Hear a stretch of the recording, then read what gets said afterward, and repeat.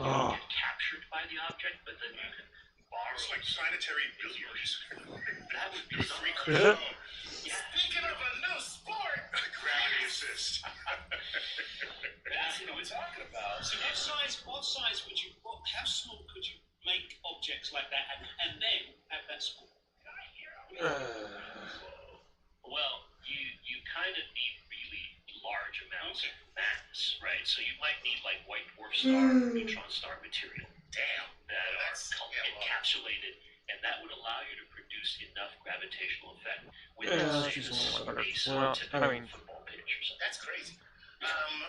Well, how about this? Back to badminton. How about if you have like a game like billiards, where the idea is to transfer energy by colliding the balls so that they actually end up hitting a magnetic pole, and that's how you sink it into the pocket. Instead of a pocket, it's the pole, and you have to. Would that work? Or would it be something like if you hit it on the wrong angle, like it would just go off forever? You'd be like, "Look at that, I lost another ball." Electromagnetic force follows the inverse square law, just like gravity does. So it is mathematically appropriate if you use magnetism or some sort of motion or something like that. Is so concentrated compared with the Earth, which is so broad compared to our football or our sports arenas. Cool. Interesting. All right, well, give me some more questions. So I got a question for you. This is the name of our company. We're an online music retailer. So how do you pronounce it? Z-sounds? Z-sounds? Z-sounds? Is that the final answer? Z-sound. That's a sound. How do you pronounce it? How do you pronounce our name? Sounds. Nailed it. Easy sounds? Question 2. All right, this one is from Roman Prukup, and Roman says, "Hey Gary, do you think it's possible to improve the shooting speed by engineering materials on football shoes similar to how we have improved shooting strength with hockey sticks? Are you sad you didn't experience these impacts of science in your active career?" Well, in other words, bro, are you sad you're old? Yeah, it's like, bro, you're like too old to have technology in your sports, so like. That's all we had leather helmets, you know. See, I don't think we can get a kick point in a boot like you have in a hockey stick, an ice hockey stick. We can, but although that just increases the speed and the power immensely. What I could imagine is something that we discuss from time to time, and why Major League Baseball doesn't have aluminum bats. I said it for you, because the exit velocity is so fast. But if you put something that's lightweight and strong, maybe like aluminium, or a ceramic plate in a kicking position on the foot, maybe you could improve the exit velocity of the But wait, Charles, you break your instep. You break someone's shins if you miss the ball. Anyway, it's not. Wait, Charles, let me ask you, is Gary right here? Do you want your shoe to be more rigid, or do you want it to have some kind of a springy, textured skin, so that there's like a double sort of springiness to when your foot makes contact with the ball? Which of those would be better? It depends on whether you want force or control. Yes. Right? Speed or control. This is true for any material. If you have a longer contact time, you can impart to it more force, right? Because the maximum amount of force that you can produce per given unit of time, you multiply that by more time, you wind up with more net force or impulse that we're talking about going out, right? But the problem is the longer the contact happens, the more the ball and your foot have to interact with one another, thus creating sort of micro forces or directional changes that are beyond your control, things that are not mathematically So predictable. the instant your foot touches the ball is not the instant the ball leaves your foot. That's right. So you have to recalibrate with that ball there. Yeah, what it would mean in soccer specifically is that you wouldn't want to pass off of that, because if you passed off of that part of your shoe, then you don't know as well where the ball's going to go. But if you were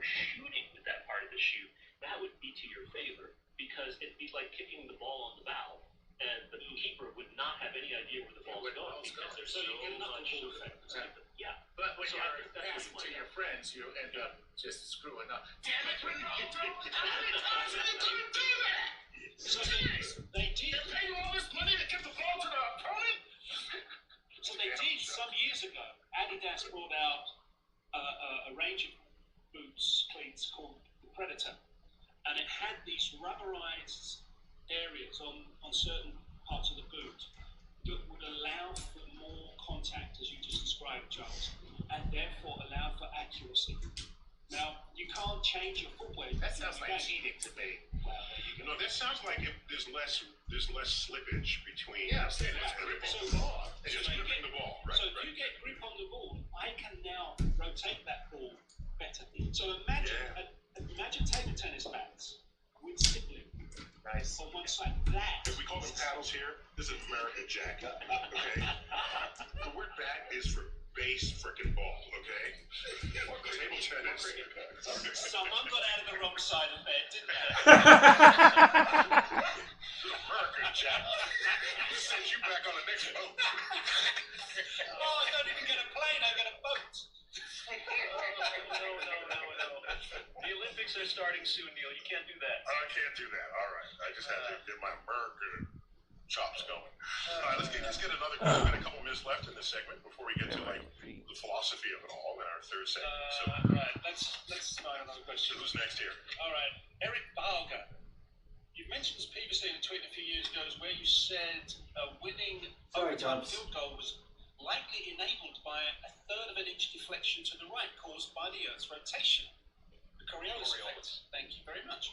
So pay attention in class. I was wondering, and this is interesting, is there an ideal directional orientation for football stadiums, and could that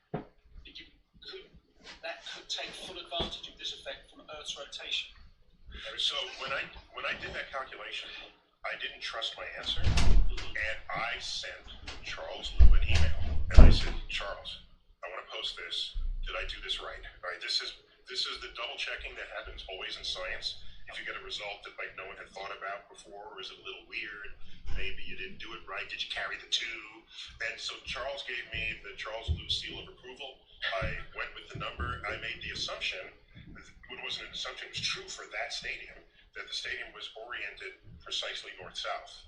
And so my sense was that you get maximal Coriolis deflection if you did that. But then, Charles, you told me that it doesn't have to be north-south. It could. I don't see how you get a Coriolis circulation if it's east-west. It depends on how far directly east-west. If you're exactly east-west, then you're not going to get a deflection from that particular, the east-west rotation of the Earth, right? Yeah. It's all a matter of where you are. The problem is when you kick a ball, right, you're not always kicking it directly, exactly even. There's wind involved. Oh, yeah, of course. No. All other things being equal, all I said was that the rotation of the Earth influenced the path of the ball. All other things being equal. And it only matters because the ball hit the freaking upright. And you have a round ball hitting a cylindrical pole, fractions of an inch, as any baseball player knows, can make a big difference in the resulting reflected direction. That's right. So, no, you're completely correct that going due north-south, perpendicular, the closer to perpendicular you are to the rotation of your frame, the more of the Coriolis effect There you go. the object will experience. So the answer to this is exactly north-south. put all stadiums to exactly north-south. Exactly north-south.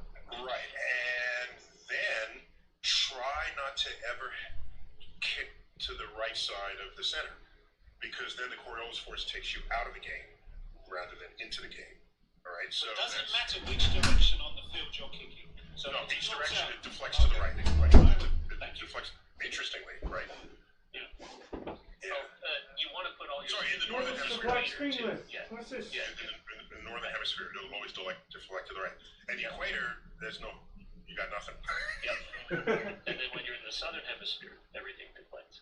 Deflects the other way. I'm gonna go out on a limb here and say any GM picking a kicker based on this.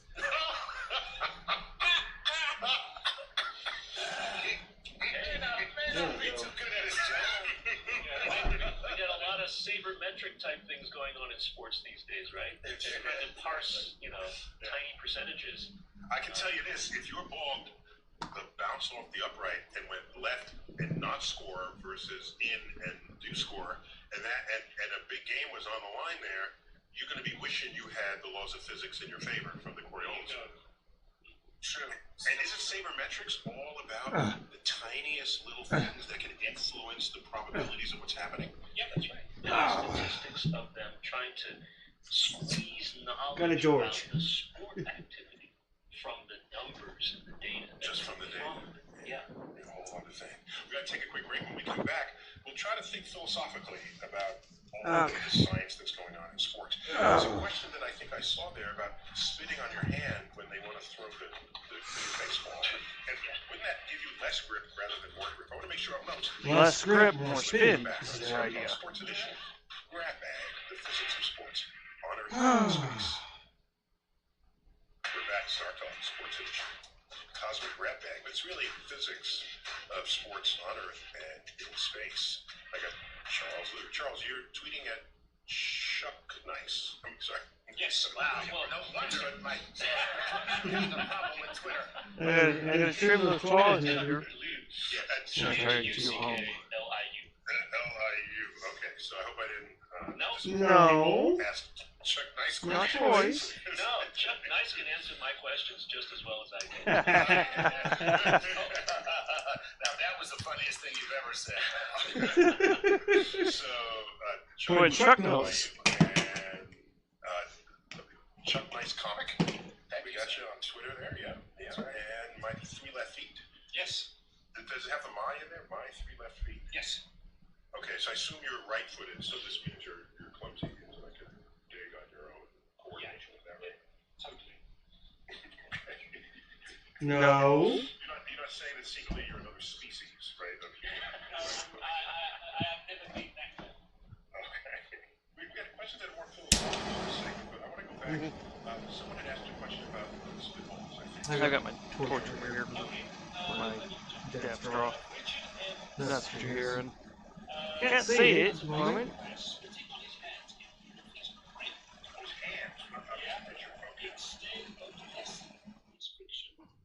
Thank you, big fan of the show. You're welcome, Richard. Hope this was the answer you looked. Yeah, Charles, this is a mystery to me. It's always been a mystery. Plus, why would you want to hawk a Louis on your palm? Wait, there is a difference here. We're conflating two things, I believe. One is the spitball, right? Which is where you're spitting your pitcher, you're spitting on the ball, you're trying to get it as wet as possible. Yeah. So when you throw it, then it winds up with weird aerodynamics, and the person who hitting it has a hard time hitting. That's a So it winds up with aerodynamics that not even the pitcher can predict. So nobody knows what it's doing. Yeah, it's like a knuckleball on steroids. Right? Yeah, okay. So that's now outlawed. The last person thought to have ever thrown a spitball in legal competition was Satchel Paige, because he was grandfathered in and allowed to pitch it until he retired. But the idea no, they did not. So spitball is illegal. I didn't know that. Now I know. It's very similar to Okay. And then they are invoking the grandfather clause of black people once again. This time it helped him out. Okay, fine. Satchel Paige from the Negro Leagues. Into the jams. one of the great pitchers of all time. Yeah. Now, the reason people spit in their hands to grip a ball is a completely different thing. That's more akin to someone getting a paper towel damp before wiping a table of crumbs. The idea a little bit of moisture increasing the ability to connect has to do with static electricity, right? The reason dust clings to a wall, for example, is static electricity. And if it's dry and has enough static there, then you can't get the friction necessary to grab the ball. It's a surface effect. So you're not trying to coat the ball and coat your hands with fluid so that they're slippery, but instead you're adding that little extra bit of moisture that gets the dry stuff off of the ball and your hands so that you can grip it better and thus be able to throw it. Okay. That makes sense. Was it Poppy? Who's the one who spit into his hands when he had hitting gloves on? Yeah. It's like, dude, These are like soft leather gloves. Now you're sitting on that on top of that? What are you doing? I do not know that one. I think Big Poppy did Big that. Poppy. Yeah, wow. You're talking about. In all fairness, he just Gosh. hated those gloves. My guess there is that maybe there was a mental process where if you, I don't know, have you ever like know the difference between wet leather and dry leather? Yes. They slide differently. Yes, I do. Actually, no, now that you say that, Wet leather grips better. Charles, it's really true. If you're trying to open a can of something and you have like a dish towel, it's way more effective if it's slightly damp than if it's completely dry. Yeah. So I think maybe that's what's going on there, right? Okay. All right. So even on leather, a little bit of moisture can make a difference in the grip. Here's the problem with Big Poppy. He's spitting into the gloves. He hits a home run and then wants to high five me around the bases. No. You gotta have your wet wipe ready, right? Sanitation, sanity wipes, Sanity wipes. You get an elbow, big boy. All right, so let's go on with some of these philosophical questions. What do we have there? Who's next? Right, here we go. Sam Couch. Will there ever be a point when humans reach a fastest possible time? In other words, will there ever be a point in sports where no more world records could be set because humans have reached the lowest possible and wait to turn age time, assuming you can finish a race in 0 seconds? When that happens, how will time sports progress? So what will we keep diminishing time for the 100 meters, 1500 meters? Until it's done in 0 seconds? Is that the question? I think Until Usain Bolt finishes the race? He's there the day before he started it. Yeah, it's there before he left. I just think it's that point where are we capable of diminishing our world records substantially anymore? Well, I'll lead off with this, but I want to hear Charles's response. You know, you remember the Banneker Mile, right? This is, when was this, 80 years ago or so? Roger Bannister. Sorry, Bannister, the Bannister Mile, yeah. where there's no one will ever run a 4-minute mile. Yep. Beat a 4-minute mile, and they're talking about the physiology and everything, because no one was doing it. And so the urge to think you've hit some limit, I think, is very strong within us. Yet that has never seemed to be the case in reality. So, Charles, Including the Manchester Mile. on the limits of world record. I do believe that it's possible we are reaching some sort of asymptotic limit, right? Where there is some point beyond which we simply cannot exceed. However, I don't know what that limit is. Fair enough. I think the Roger Bannister example is excellent. There are other limits that supposedly humans could never get to. And by the way, if I remember correctly, when he finished the mile in under 4 minutes, didn't he bring 2 other people with him under 4 minutes? Yes. I don't know if that happened in that one race, but within a year, many other people had broken the 4 minutes. Yeah, because the mystique was gone. That's right. So same thing with the 2-hour marathon now. You think Kipkoji, surprisingly enough, Kenyan runner. If I'm not mistaken. They seem to own the marathon these days. Great 12 hours for a marathon. That was basically the holy grail, but that seems, it's not official yet because it's not being done in a race or with sanctioned shoes, but it seems like it's doable, as it were. So we could get to a limit someday, but I am not going to make a prediction as to what that limit is in any sport. And Gary has made sure that a lot of our show programs, Sports Edition shows, have focused on improving human athletic performance, but not just who's going to work out harder, but it's what kind of technology is brought to bear, what kind of nutrition, what kind of maintenance of your physioskeletal system that you are maintaining. So it could be that we have to start going in these other directions. It's not just psychological, and it's not just who's working harder. And I think if we ever do reach a limit, like it's just a tap out point, then what we'll do is turn to augmentation, so that we can break it, and then they'll accept that. Well, how about this? How about this? As long as Okay, no, maybe we change the rules. Charles, here's what. Yeah, we would change I rules. saw swimming records getting broken with such frequency, and I said to myself, this can't keep happening. at this rate. And then I realized how you do this. Okay? This is how you do it. So swimming used to be timed to 1/10 of a second. All right? Now it's to 100th of a second. So maybe future world records, you need to track 1,000th of a second. And makes sense. Records beyond that, a 10,000th of a second. And we all be celebrating, oh, you beat it by 3/10,000th of a second, whereas that was not even measurable. Racing! By the software that were used. And so you can still Sounds familiar. do it asymptotically. Some of us who were in the car world would go, We don't know what it is. drag The racing. next increment is littler than the previous one. What do you think of that, Charles? That may happen someday. It just hasn't yet. Well, we are measuring swimming at 100th of a second. Yes, but the records are still being broken by approximately the same increments. Oh, was that right? I didn't check. Yeah. Okay. We could break them asymptotically if we're actually reaching the asymptote, but we're not there yet. We're just Okay. I got it. Going to your point, Chuck, if we had ligament replacement, rather than The man who's been injured more than all of us is always talking about wanting to be the bionic man. No, it's not. But you see, you're not going in there to repair damaged ligaments. You're going in there to get stronger ligaments. Therefore, you're able to put more muscle in there.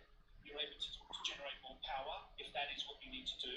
And therefore, you may be able to enhance your performance. And this, I don't know if that is within the regulations or whether that would seem like a body type. Yeah, I said full body prosthetic. What's that arm still doing here? Gary went RoboCop on it. He went all RoboCop. Yeah, no shit. That was a line in RoboCop. Lose the arm. Lose the arm. Lose the arm. I said full body prosthetic. Lose the arm. Yeah, that's the bad guy said that. All right, give me some more. We blew a lot of time on that one, but it was an important point of philosophy there. Here's we have there. Here's one for Gary. Hunter Q-Tone says, yo, keep it hot. This one is for Gary the man. In international football, how come the United States fails to produce high-level male soccer players? Our women consistently prove themselves and compete to the best. How come we are having trouble creating a USA World Cup team of men that can achieve what the women have already achieved?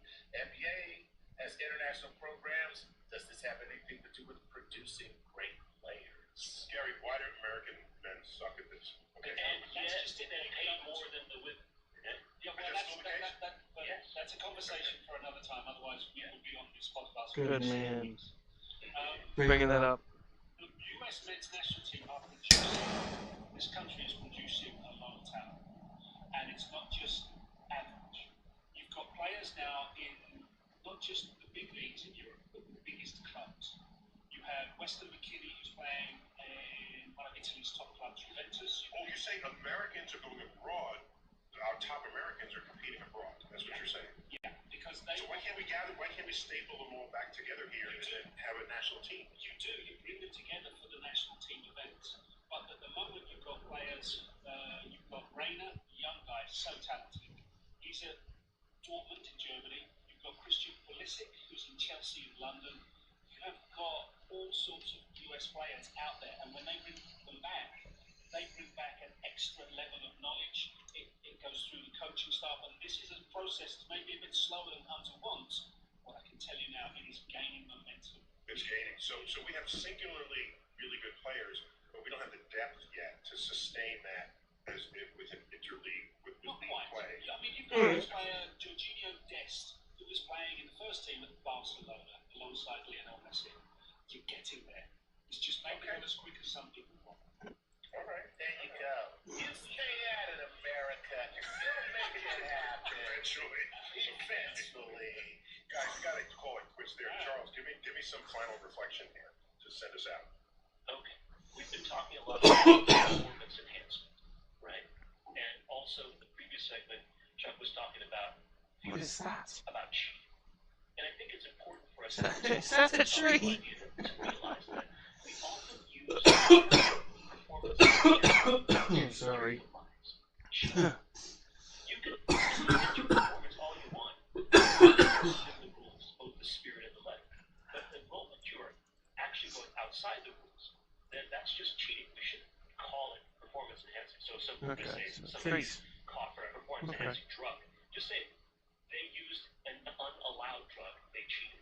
And that's the kind of philosophical idea, the difference, I think, Gary, between performance enhancement and, Chuck, what you were talking about in terms of cheating.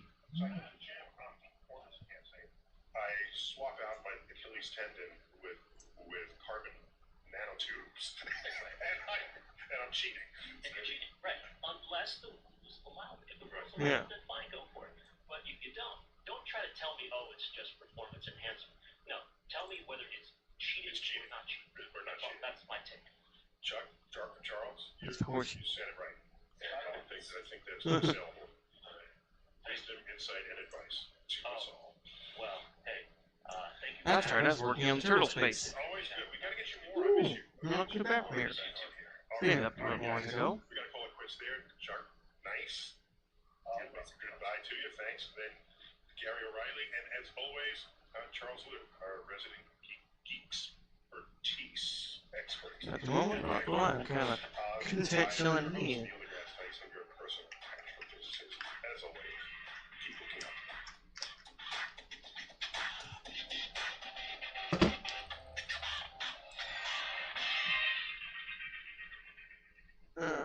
Do we have some more Star Talk? Because we do. Okay, cool. You know, Coach Prime, health insurance does leave a gap. That's how it gives people money to help close that gap. Hey, YouTubers. Next, Star Talk Cosmic Queries, Space Week.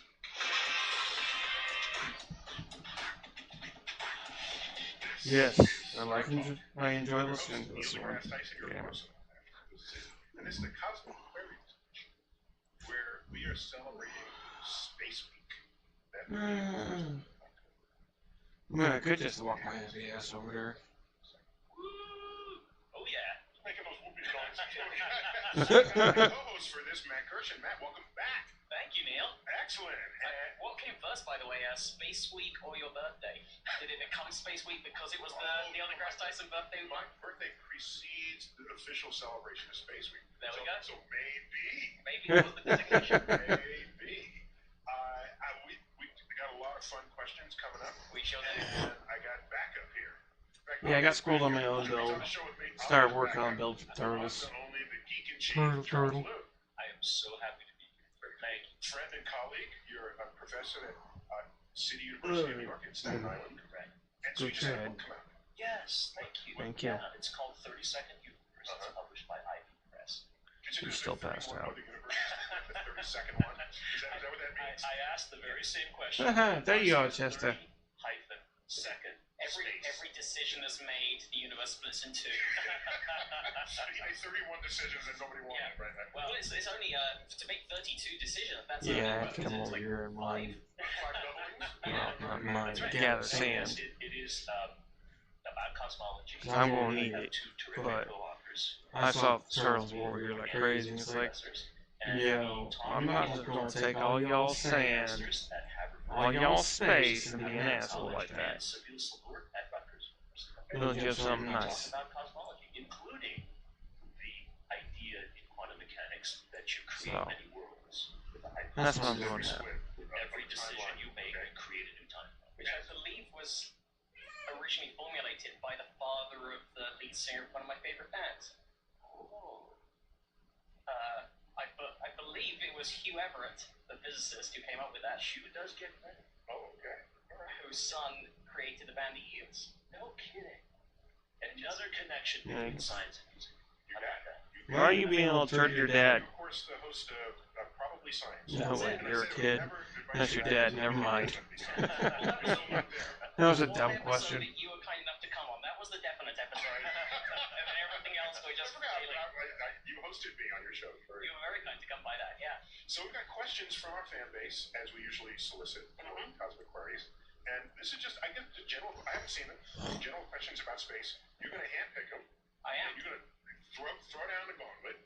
And Charles, I'll sit here and eat my lunch. That's why I bring him on. So I went to work that day. Okay, so So we have very strongly overlapping Venn diagrams in our expertise, but he takes it another dimension beyond that. I'm sweating now. So we're good. See how it goes. But you know, I'm going to start off with this one because this this ties into what we were just talking about. This is from DQ Fam, who says on Twitter. This is DQ at Flatnort on Twitter. I think that's actually relevant to this question because DQ Fam, aka Flatnort, says, "Is there a parallel universe where I, as an astrophysicist on the flat Earth, combat the disinformation agenda of the Round Earth Society?" Way to start us off with an easy one. Well, the short answer is no. Because you're wrong. I think it's going to take us in a direction where we imagine that it actually is in a flat universe, a two-dimensional universe, where somebody says, no, actually the universe is three-dimensional, right? Now, remember the beautiful book Flatland? I haven't had it. Yeah, from decades ago. A century ago, yeah. It's been a century. Yeah, it was turn of the century books. Yeah. Oh, wow. Yeah, but Turn of the previous century. right. Fair enough. How can we prove that the universe is two-dimensional, if indeed it is two-dimensional, where someone is claiming that there's a third dimension, right? I would approach it this way. Well, you're talking about the whole universe. Yeah. The dude's just talking about Earth. Right.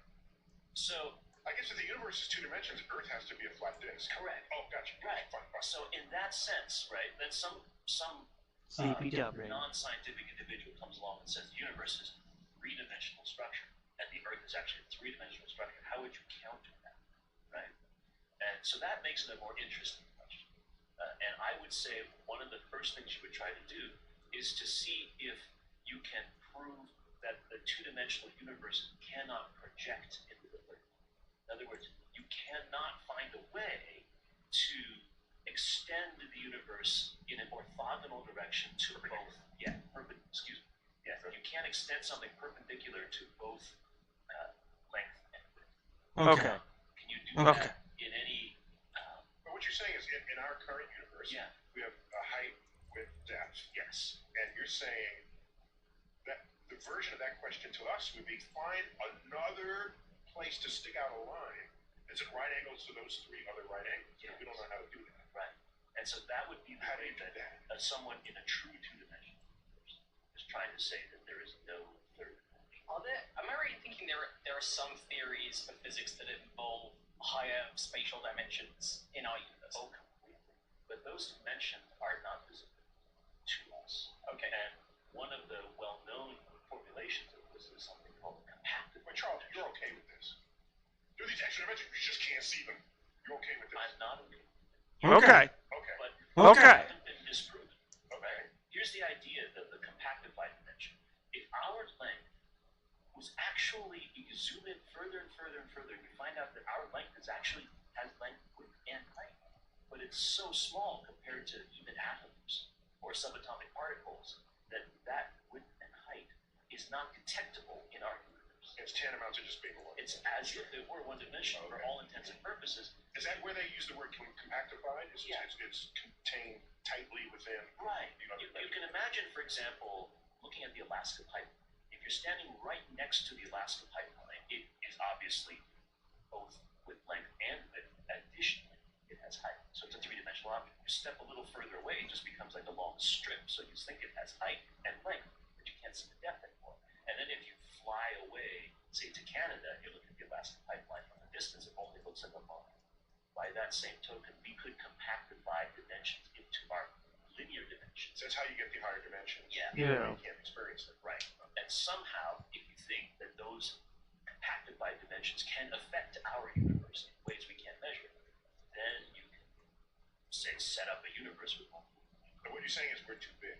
Yeah. Isn't that cool? Yeah. That is The great. universe for which we're still tiny, we're still way too big to see, hypothesize. We're too small to see that Earth is a sphere. Yes. We just walk in a straight line, and it's a straight line to you. Yeah. But if you back out, you're walking on the surface of a sphere. And so that's how you would try to address two-dimension, three-dimension. Okay. I love the Okay. Yeah, very clever. I love the question and I love that answer. Okay. Yeah, that's a good It's answer. more of a- That's why we have him on the show. It's not an accident. He just drop off the cart, I don't know. vegetable cart. I thought it was for the snacks that I They look very nice. Thank you. So, This is more of a practical question from CMAS Star on Instagram. Will we focus more on habitable planets or ore-rich planets in the future? That's ore, O-R-E. Okay. Ore-rich planets. Yes. Well, Or. Focus on rich planets. It's just ore-rich. I can, do business with them. But ore-rich planets, I think, are not as interesting as habitable. And the reason is I'll agree with to that. go to another planet that is trillions of miles away, to get a little bit of ore and then bring it back to Earth is really impractical. You can't hardly imagine a substance currently known to science for which that would be proper or economically. Right? Yeah, I'm with you on that one. Science fiction world where you imagine something called, unobtainium. Sure. Not be obtained here on Earth, and therefore you must go far away to get it. But that seems extremely unlikely. So I would much rather find the blue-skinned creatures than the unobtainium. Yeah. I've been paying into Social Security since I was 17. I'm counting on it Yeah. to retire. Lori Chavez de Reamer voted to cut Social Security. It's wrong for Chavez de Reamer to decide that I shouldn't get my Social Security. Oh, I haven't listened to Charlie it. Day here. Did you know with Hulu Plus Live TV you can watch over 95 channels? Sign up to... I agree with you scientifically, but as like a practical guy, as a realist, I think the drive to obtain resources and possibly unobtainium will be greater than the drive to find open water. And the more busy we are in space, the less will be the need to bring the resources back to Earth compared with bringing the resources to other on-site locations. Okay, fair point, Neil. You're thinking much further in the future than I am. Yeah. Yeah, that makes a lot of sense, because I can certainly see... And then you don't give any planet asteroids Right. have this. Now, that's the thing that I wanted to point out. I still claim the first trillionaire will be the person who exploits the natural resources of asteroids. Well, Leave it alone. there is a connected question here from Sai Guy Kai on Twitter. She's grumpy. I'm not flying planes anymore. What are the most common precious metals and useful elements found in asteroids? Could we mine asteroids to build components for starships in space shipyards? I would say the rare earths are important for asteroid mining. Yeah, well, I think all of them. I mean, Microchips. The rare earths. By the way, the rare earths are not particularly rare. They're just mostly in China. Access to them is not as free and smooth as we might want. Right. The future of our technology. And as Charles noted, the rare earth elements are fundamental to what is our electronic components to making them work and do the thing. So yeah, I think it's the first trillionaire, and they're all there on the asteroid, right? They are there. Yeah. The challenge is to get them back to Earth. You gotta get there, fine, but then you have to mine them, and you gotta bring them back. And mining is actually pretty complicated. There's a lot Build the ship in space, dude. Don't bring it back to Earth. A waste of a whole journey. That's what the question is, well, right? Then how do you get the people from Earth to the spaceship? You still need another spaceship. Robots do it. The robots build a spaceship, and then you go up when it's time to go. Why not? Sure. There's an app for that. Yeah. Your spaceship is ready, sir. You are definitely looking much further along the time horizon than I am. Okay. And I think that's a fair statement. I will agree with you if we're talking centuries, not decades. Money drives them more than curiosity, unfortunately. The ideal part is to Sadly. combine the curiosity with money. Yeah. And then it happens like that. Here is a Twitter question from George Xenophontos. This is more of an Earth-based question. Why haven't there been a greater number of advancements on solar energy, given that it's literally a constant free source of energy? Okay. Yeah, Charles. I have been on my soapbox on this with my astronomy students ever since I started teaching. Okay. Yes. Solar energy is so plentiful and so free. Thank you. What's so free? Okay, that's my point. Free is right. free. That's my point. It means that I don't need to pay for the energy to arrive to my house. Free. Okay, that's the free. Thank you. The rest of it is the thing that costs money. Right? Think about this. The amount of energy that the sun sends onto the surface of the Earth is what we call a unit of insulation, right? Insolation. Oh, it's supposed to be insulation. That's a real word? Yes. You're a scientist. That's correct. Insolation. Yes. It's just the amount of sunlight. Yeah. So sol is Latin for sun. Right. Yeah. It's the amount of sunlight that hits the Earth, and well, any planet, but in this case, the insolation onto Earth is at a rate of 1,400 watts per square meter. Okay. Whoa. What does that mean? Our typical LED light bulb is now 14 watts. As most. Yeah, right. So just on the table in front of us, just on any Coffee table. Yeah, coffee table, on any surface, you are getting enough light energy, if it were properly converted, to be able to illuminate 100 light bulbs worth of light. Treating people with kindness is such an important. Yeah, I thought I was tripping. From the moment I show up, people No, I'm kidding. People thought I was tripping. big meaningful moments between Saying solar energy is a lot better than we expected it is, and a lot better than we make use of it.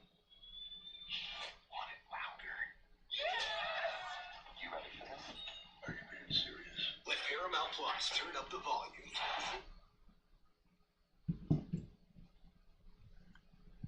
Bulbs worth of light. Not just Continuously. forever. 100 light bulbs. 100 Most light houses don't have 100 That's light bulbs. right. So you can literally light every house in the world on this free energy if we just figured out a way to exploit it. And I believe, sadly, that the main reason we have not done so is because people find it more profitable to exploit energy sources that are much older. Yeah. Our ability. Just say it. Oil. Just say it. Say it. Oil.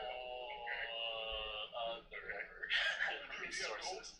Yeah, I don't want to diss older sources of energy because as much trouble as they have caused us on environmental levels, they have also advanced civilization. They've advanced us so much in so many ways in the past Yeah. centuries. Gold, coal, Oil. oil, coal, natural gas. These fossil fuels have really spurred our human ability to be where we are today. But it is time to switch over. And as with anything in society, switching over from something old to something new takes time. There's resistance. The resistance should move away at this point. There is no more reason for us not to switch except for trying to preserve the prosperity and interests of those who have become wealthy. So I've seen technologies like I don't know how far along it is, but I know they've trialed things like road surfaces that have solar cells built into them. That's right. You could put solar cells on buildings, right? Not just on the roofs, but there are windows.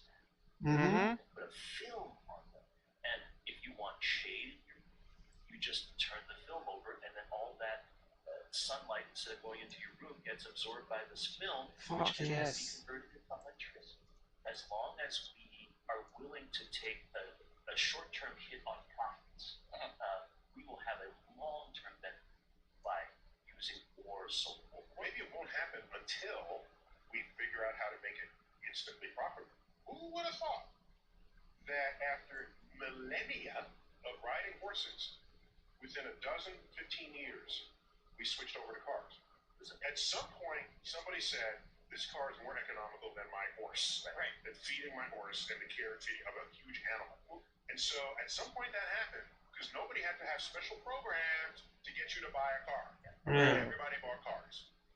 Is there a tipping point? That's the point. It's a point. There you go. I don't see an obvious one. Neither do I. Unfortunately. How does it work? Also, the resources, what we were just talking about, mining for rare metals and elements in the universe, the resources needed currently to make solar cells. Do we have enough of those? Yes, I don't know if you'll do it yet. The vast majority of what we need is just really good silicon. And Okay. so that's sand. Yeah. We can basically take sand from pretty much anywhere and turn them into solar cells. Silicon dioxide. Yeah. Exactly. Too. It is not hard. It's just at the moment it costs money, and people would rather not spend it. I myself am guilty of of saying, gee, I should really put solar panels on my roof. And they just go home and eat cheeseburger and watch TV. Yes, because it is much less expensive for me as a consumer to heat my home with natural gas right now, or to light my home with coal power. First adopters tend to be rich, and they'll do it so they have bragging rights that they're more right. You are. Right. But that helps to change their infrastructure when they have it. The good news is that prices for solar electricity generating things are going down rapidly. I will add, before we take a quick break, that solar power is also hydroelectric. Because how do you think the water gets up to the lake before it comes to the turbine? The sun evaporates it off the ocean, it goes a cloud, the cloud goes over land, it rains. So that's technically solar power, and so is wind energy. It's all from the sun. Yeah. The unequal heating of the Earth's surface creates air currents that drive. So the sun manifests more than just whether you do solar. We're going to take a quick break, and when we come back, more of our Cosmic Queries Space Week edition. Creepers aren't too friendly with tornadoes tonight. This thing? Damn. What's going on inside of me? That's... It's my moderate to severe ulcer. I knew we were missing out, but you see when everywhere I I didn't think we were missing out like that. Stressful, doing a number on my insides. Then I found out about Dulcibane. We need to get working on those species. For real. Dulcibane can help calm the chaos. Uh-oh. It quickly treats flares, Ow. a chance for lasting steroid-free A remission. little bit. Don't take Dulcibane. There's your free shit, bro. Pain, stroke or mini-stroke, heart failure in the last 6 months, irregular or abnormal heartbeat. Dulcibane may cause serious side effects, including infections that can be fatal, slow heart rate, liver problems, increased blood pressure, macular edema, certain types of skin cancer, swelling and narrowing of the brain's blood vessels, or shortness of breath. Tell your doctor if you are pregnant or Gone. If conventional therapy like 5-ASAs or steroids aren't working for you, ask your gastroenterologist about Dulcibane. Dulcibane, help calm the chaos of UC. We're back on Star Talk, Cosmic Queries, Space Week edition. Charles Luke, friend and colleague. Thank you. He's my expertise here, and I'm just going to color comment. If I think he misses something, which he hardly ever does, I'm in there, but generally, I'm not saying a thing. Matt Gurchin, welcome back. Thank you so much. I gotta get some lights over here and shit. Alright, I do. Call from our fan base. I love this fan base. This one is from... They're snarky, and they're funny, and they're... Smart. Yeah, and smart. Really good question. This one's from Kyle Yoakum, who has helpfully given a pronunciation guide. That's in case we have Chuck Nice, because Chuck can't pronounce it. He's from Tennessee, and asks, how would we identify something as truly being of another universe, rather than just a newly discovered part of our own? Oh, wow. And I think I know the answer to that, and it's antennae. Dorian is that. Yeah, they'd be very irritated. No, they're from our universe too. But I would have to think to chemistry. If an object is made of something that is an element of something we have never seen, something that wouldn't fit on our periodic table for any reason, that would have to come from a place where the laws of physics are different, and thus I agree entirely. Our periodic table of elements is full. We're incrementing at the top end in our labs, but there are no more slots at all.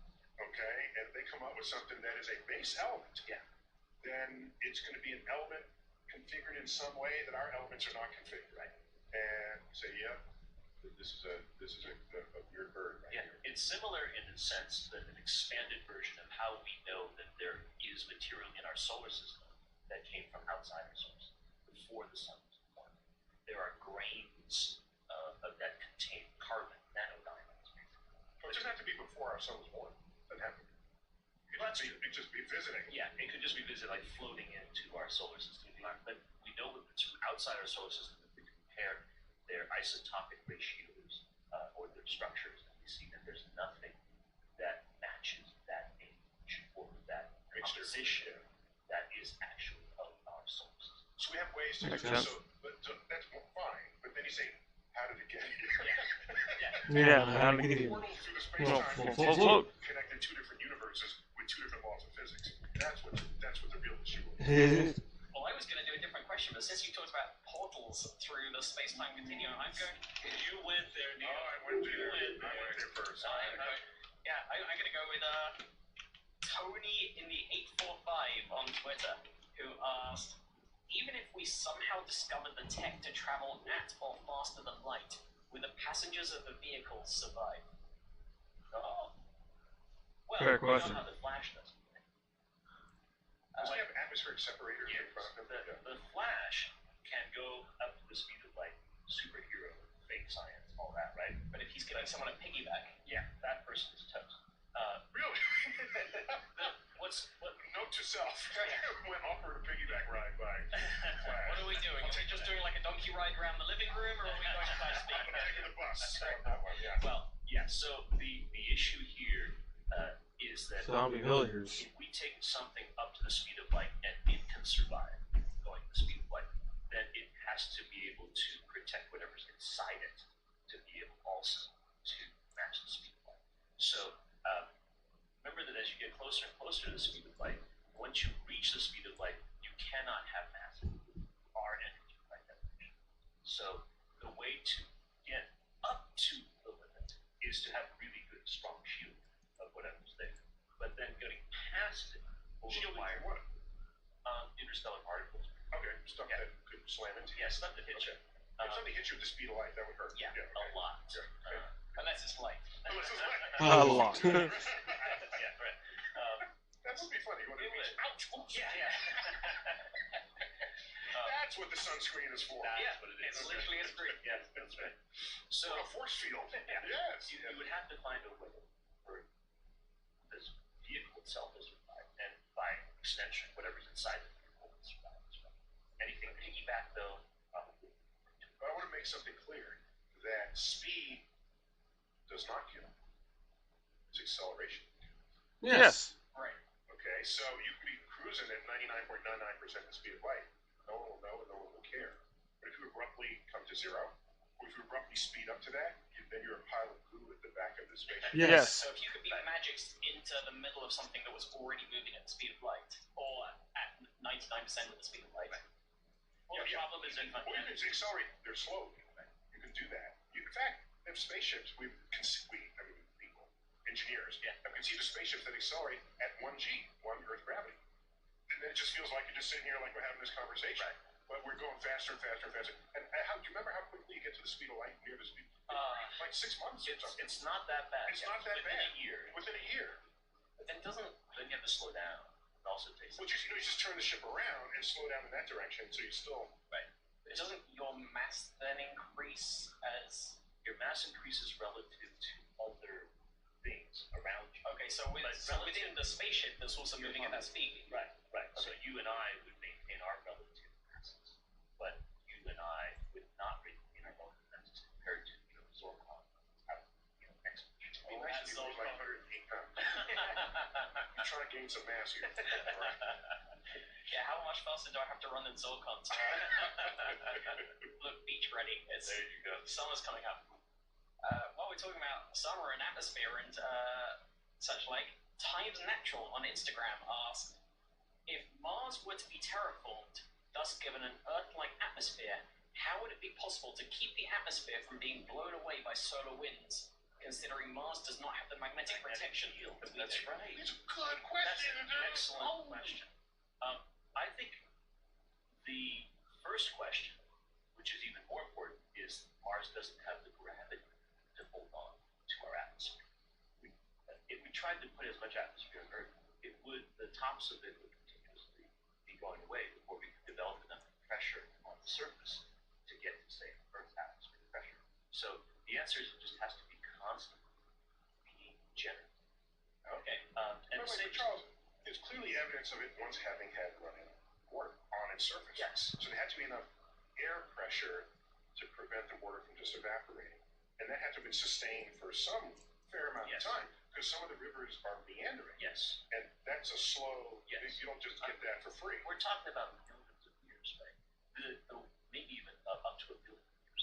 Okay. When Mars, like any other planet in our solar system, was forming, the core was slowly aggregating its metals from the surface, right? It's a differentiation process where it's the same way that pulp in orange juice sinks to the bottom. So too is the metal. Wait, does Paul shrink to the bone? Eventually. Oh, close. Oh, give it time. Yeah, okay. Yeah, give it time. I can floaty Paul. I want to drink your orange. Okay. Okay. But no, I know what you Yeah, you're saying these oranges will actually separate. That's right. The separation of the orange juice is an analogy to the separation of like the metal core and the rocky mantle and the rocky side, right? We think rocks is heavy, but they're light compared to metal. Yeah. So they float. Right. Yeah. Okay. So when the that metal makes sense. sinks, heat is dissipated outward gently but with vigor into the surroundings, the crust, and then the atmosphere. In that process, you can get a lot of outgassing from underneath the surface out onto the surface, which means that you can, for many billions of years, While that's happening. sustain the atmosphere that will create the end products that you described. So I believe that It doesn't take a billion years to meander. but it may take that much time to say evolve the photobiotics. Yeah, sure. Right? Sure. So the answer is the same answer that no, we cannot prevent it from going away, either because of magnetic fields not there, nor by not enough gravity. Instead, we just have to keep generating more and more atmospheres so that we can maintain equilibrium even as the outer layers. Just to be clear, the magnetic field shields us from particles from the sun that would otherwise basically pick off with faster Right. atoms. So would there be other problems as well being on Mars then without that shielding? Yes, just with the solar wind hitting Right. it? When you have It's not just magnetic field. It's not just magnetic field. It's also, isn't it also the ozone? Because that's UV from the sun ultraviolet will break apart the water molecule and make it H2O.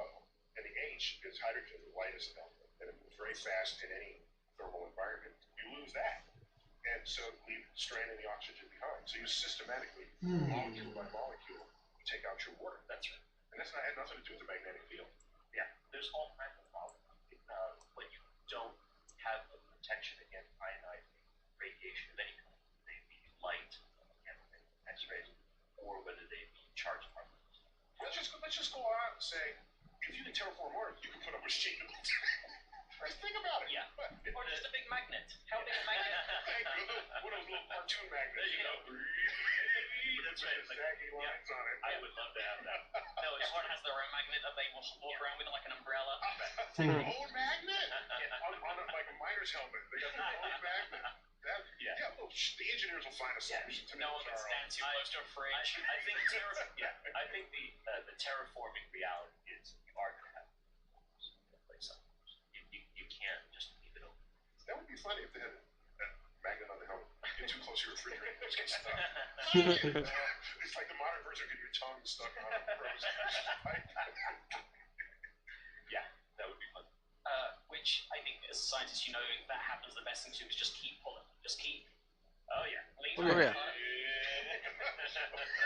And eventually it'll snap and then roll up. It'll roll up, yes. That's how it works. We heard it here from two scientists. Well, we've got scientists here as well. One Hive Gazette on Patreon asks, I've heard there are benefits to putting a space telescope on the far side of the moon. I think because Earth's radio emissions won't cause interference there. Do you think there will eventually be a telescope station there? What exactly would be the benefits? Oh, that's also, there's a name at the end of that as well. That's Patrick Follis from Mill Creek. Well, Patrick, yes, there should be a telescope there, and there are many benefits. I attended an entire conference on this. Astronomy from the far side of the moon, and it was a delight just to see, because we're nowhere near getting there. Yeah. But to see these early ideas of why it's useful, we're a radio noisy place, and radio telescopes need this radio silence. It's basically it's noise in the traditional sense. It's electromagnetic noise signals that you don't want to be there because you're trying to detect something that's different than an ultraviolet. And would it all be blocked out by being on the other side of the moon? Essentially, it would have to penetrate through the moon. So there aren't like ways that can go around, or There is some diffraction. A little bit, but on the edges. But if you're smack dab on the other side of the moon, Earth is dead to you. You should be able to avoid it. So, for example, spacecraft now which are landing on the far side of the moon can communicate with Earth because there is a satellite in orbit around them. Oh, so that's what bounces it off. Bounces it off. Right. Exactly. So any civilization back, any colony would have to have some kind of way to bounce off of the side of the moon from straight back to us, either by permanent station, like towers that can talk to each other. By the way, it's like those sort of look behind glasses that spies have. Yes. I get from the back of magazines. Whatever happened to those? Oh, Spider-Man still. Really? According to... Doesn't use Spidey sense? He's got to use Google glasses to see behind it? According to information from decades ago, which may have been outpaced by 21st century technology, Spider-Man's mask doesn't actually have eye holes. He actually sees through mirrors. Yes. Really? I didn't know that. Yeah. I do also like to think that all spies still buy their stuff in the back of joke magazines. Absolutely. That's how I invisible ink. That's how I got my Charles Atlas, a body in 7 days. And it is remarkable. And the X-ray specs. You want to see the bones? Right. People's bones, yeah. Which would also enable you to see through the moon to Earth, so you wouldn't have any of that problem. Yeah. Yeah, so it's a great idea, especially for radio telescopes. But it is, and radio telescopes especially are big. And that's one of the reasons why you can't just send them out into space far enough away from you to not be affected by the radio. Oh, because that was going to be my next question, is why you can't just sort of put it on a moon lander and then drive it across to the far side. I mean, radio telescopes are big, right? You remember the movie Compact, Jodie Foster, right, is sitting in just one antenna of the very large array in New Mexico. Okay, so that single antenna is much larger than just an alien. She's quite invasive. She was at Arecibo telescope. Yeah, that's right. And she was in that. Close to the end. Yeah, close but yeah, radio telescopes are big.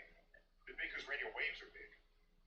And to get a lot of radio waves, to focus them, you need a bigger dish.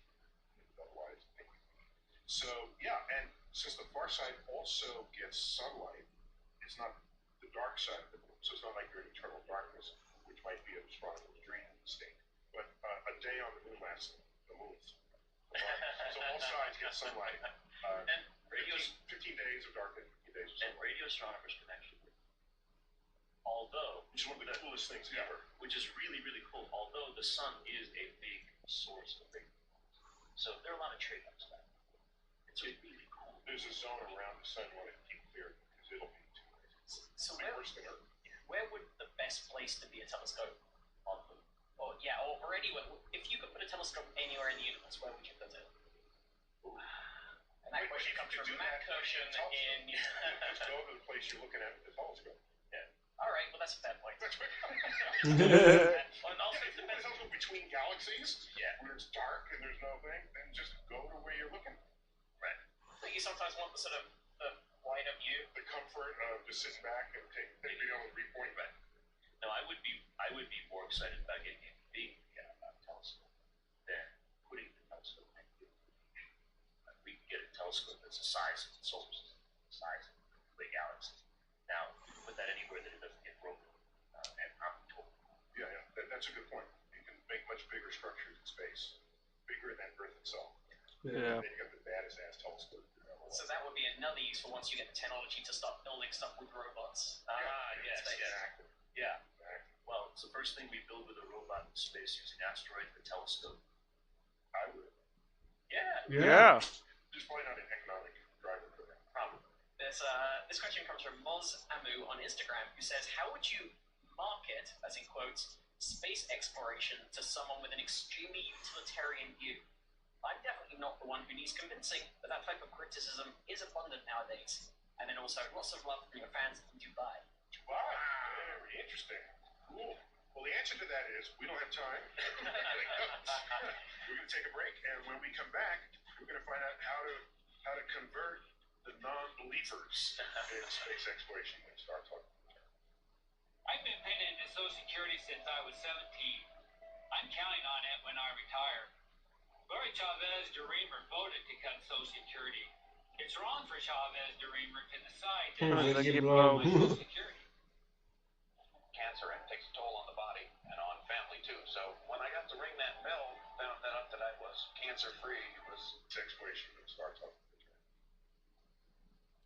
We're back on Star Talk. Tyson here, Charles Wu there, Matt Kirshen there, and we are commemorating Space Week. And just to remind people, in case you didn't know, the first week of October happened to have been the week that Sputnik was launched. October 1957. Nice. By Russian. Happy birthday, Sputnik. Union, our sworn enemy. Godless communist. Over here. It would take us a year, but a year later, in the first week of October, we would found NASA. NASA Nice. Become an agency a year later. So those two events, both happening in October, as well as many other space Well, happy missions birthday, NASA. in October, have made a perfectly good argument to call this Space Week. Yeah, I think it's great. So we are Cosmic Queries. So keep going, Matt. So this is the question from just before the break: is how would you market space exploration To non-believers. to someone with an extremely utilitarian? Yeah, Charles, what would you do? Well, You're an educator, Yes. scientist, space enthusiast. What would you do? Right.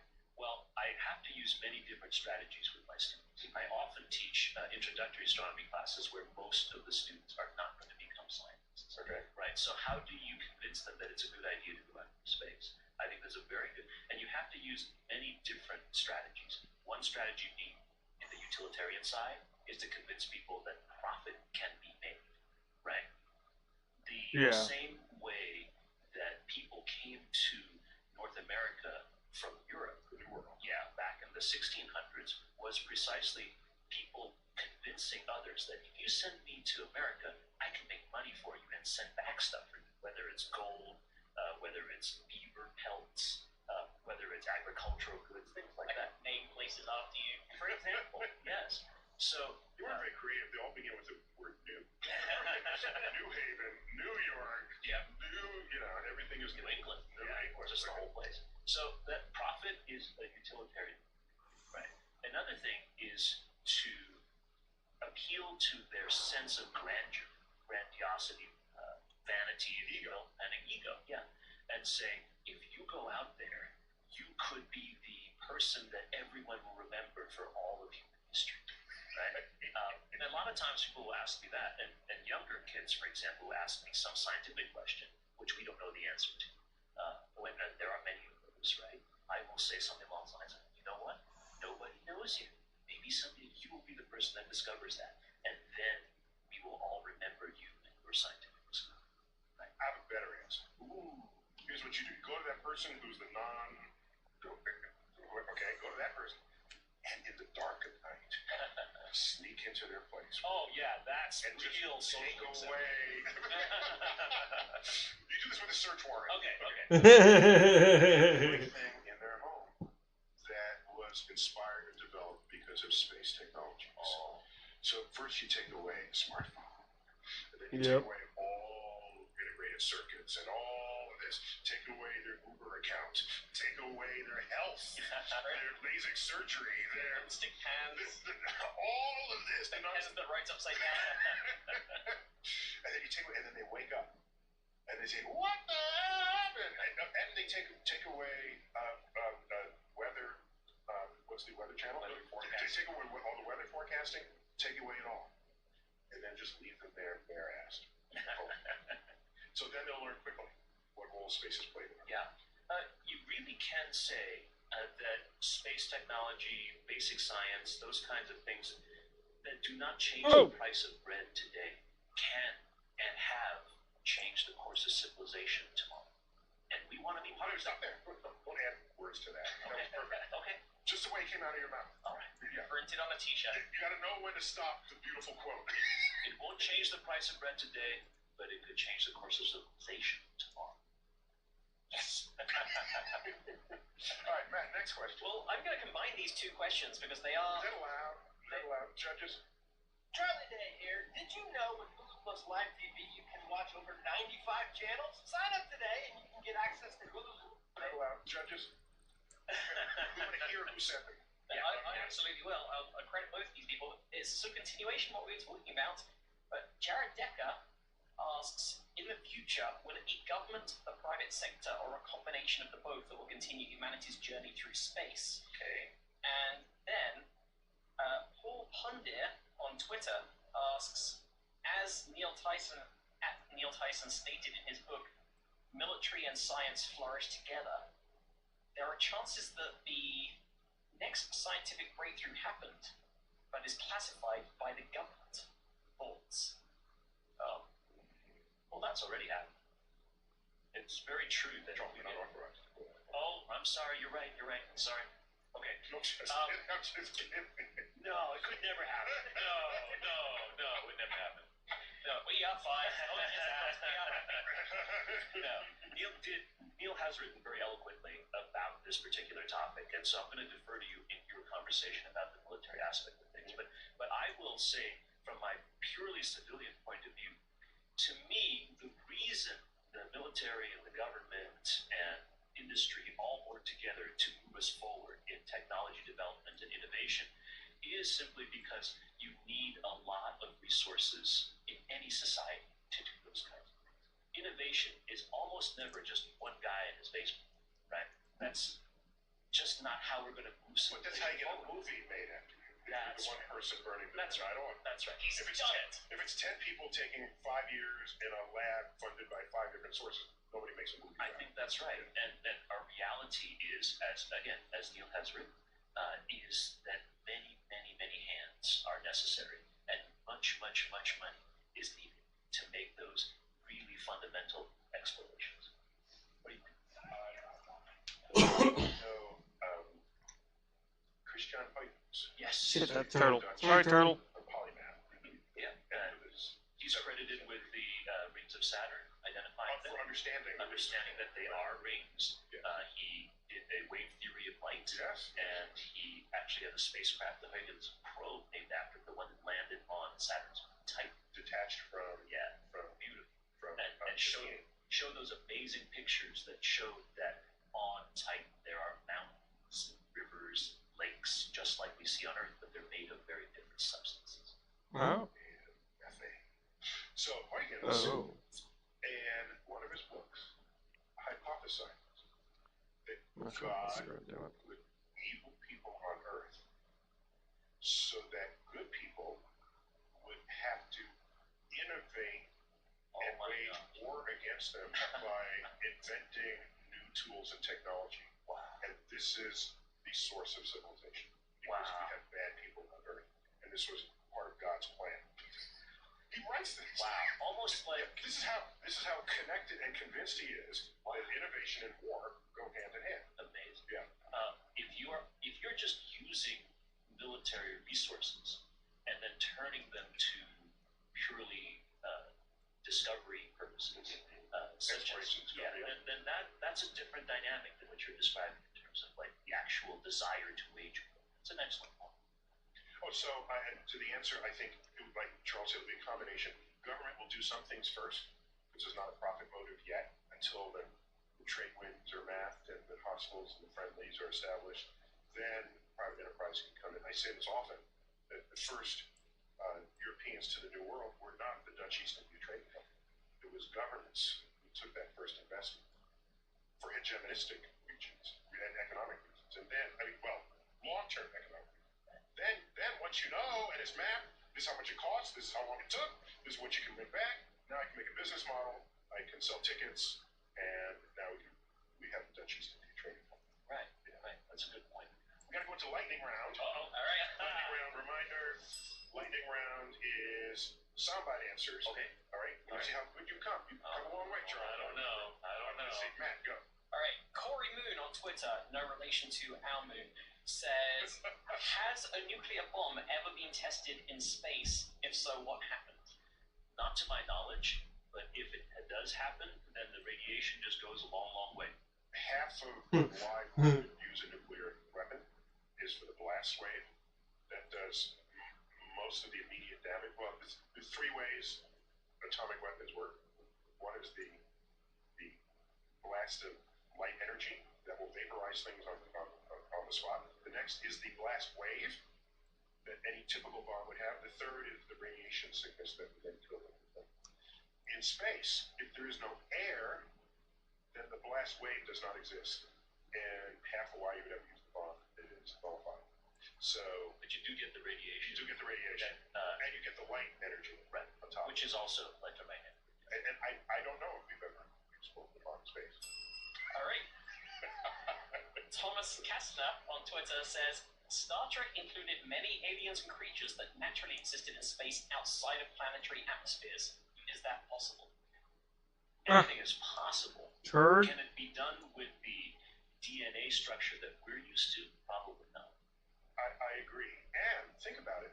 Imagine She's asleep. you drive your energy and your sustenance from inside yourself from storage that you established. So you can go outside of your spaceship and you don't have to breathe the air because you have some source of air or whatever it is your need for staying alive inside you, but that only lasts a certain amount of time.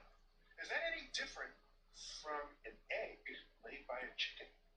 The egg cannot survive in our atmosphere, and it stays in there until all the egg resources turn into a chicken that can have. So an egg is like a spacesuit for an embryo, an eggshell. Right. And Are you with me? I'm with you on it. Let me just give one more 10-second quick answer to this question. Right. An astrobiologist once challenged me to tell her why a star is not alive. And if I was unable to do that, which I wasn't, right, then maybe all the stars out in the universe are a form of life, not DNA, but just as alive as we are. Yeah, the stars can reproduce themselves. They're born, live out their lives, and die, and they have a metabolism. It satisfies almost every definition of life the biologists would hold for us.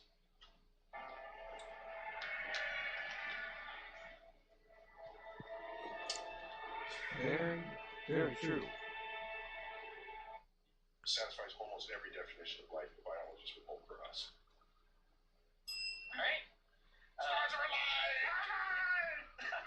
but do they have agency? That's consciousness.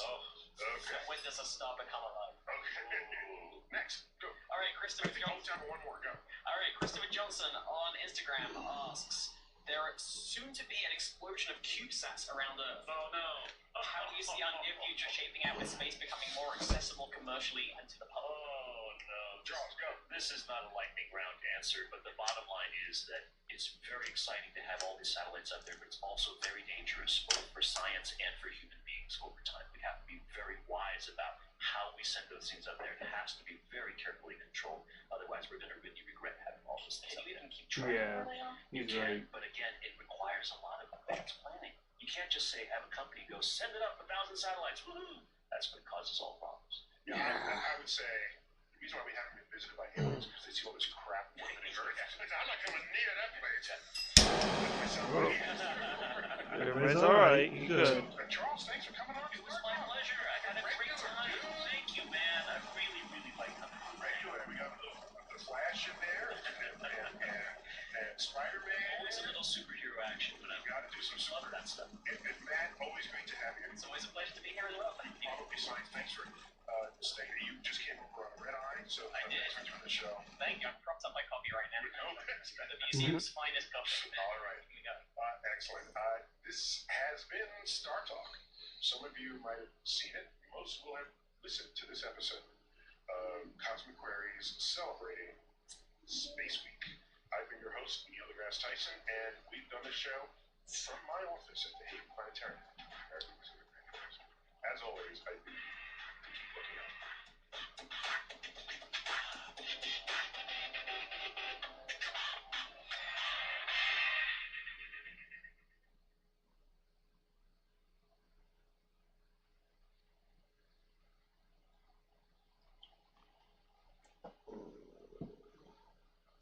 More Star Talk. State Credit Union, we want our members to be ready. So when you walk in, YouTuberverse. Tyson here. Star Talk next. Summer school is in session. This is Star Talk.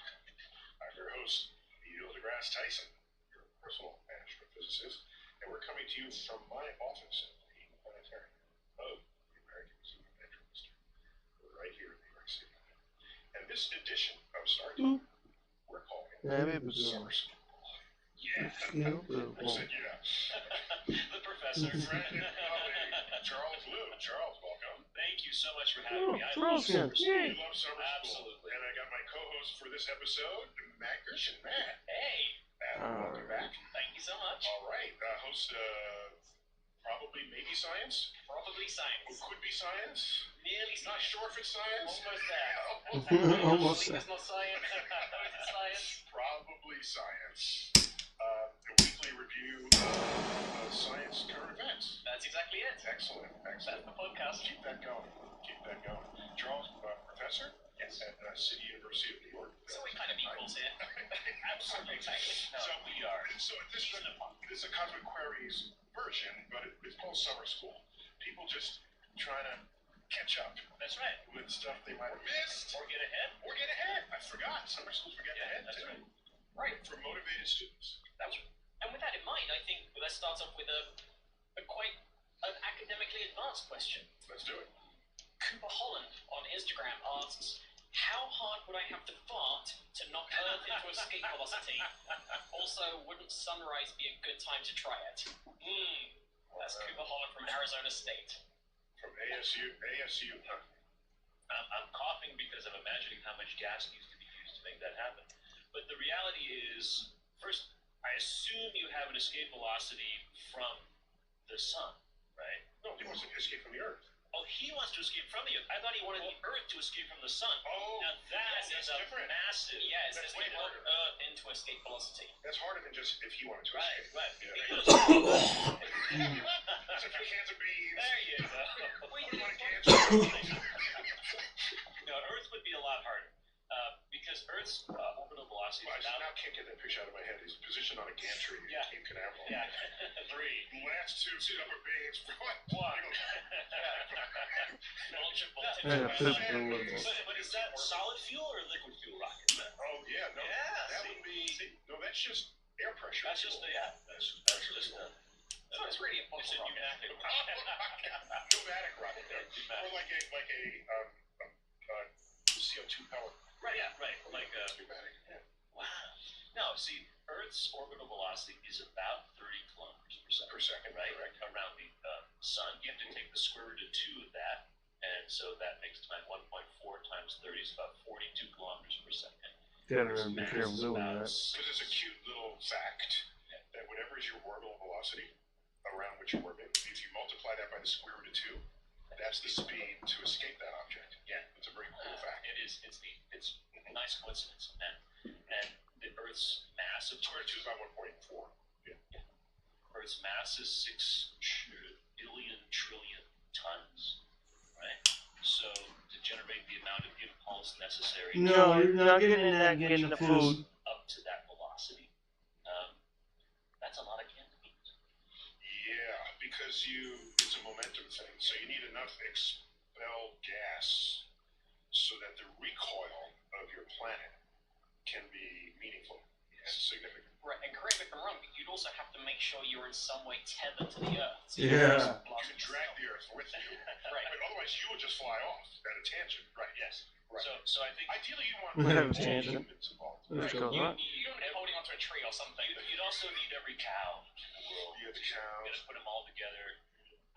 I think that's a very good summer school problem calculation to do. Yes, Cooper. Good luck with that. That's great. But in principle, yes. So in other words, if you are in space, there are various ways you can actually set yourself into motion. But to do so, you have to lose mass from your body, either through gas, liquid, or solid. And if you're at sunrise, that would be a good time because the best way to inject that extra velocity, the delta V, is in the direction of the orbit, tangent. So not straight out, as some people might think, but actually right at a 90-degree angle. So you can build to the speed that the Earth has itself. Yes. Right. Okay. By the way, but all that. At Fred Meyer, we want our produce to exceed your Interesting. expectations. We promise it's 100% fresh every time you shop, or you'll get a 100% refund, guaranteed. Because I your think technically produce it's will always useless be the information, best so to of speak, fresh. but Fred Meyer, what do you fresh mean for I everyone. got it wrong? By the way, but all that methane, that could be pretty dangerous. It's true. One match, and That's you've it. got Then you have a bomb.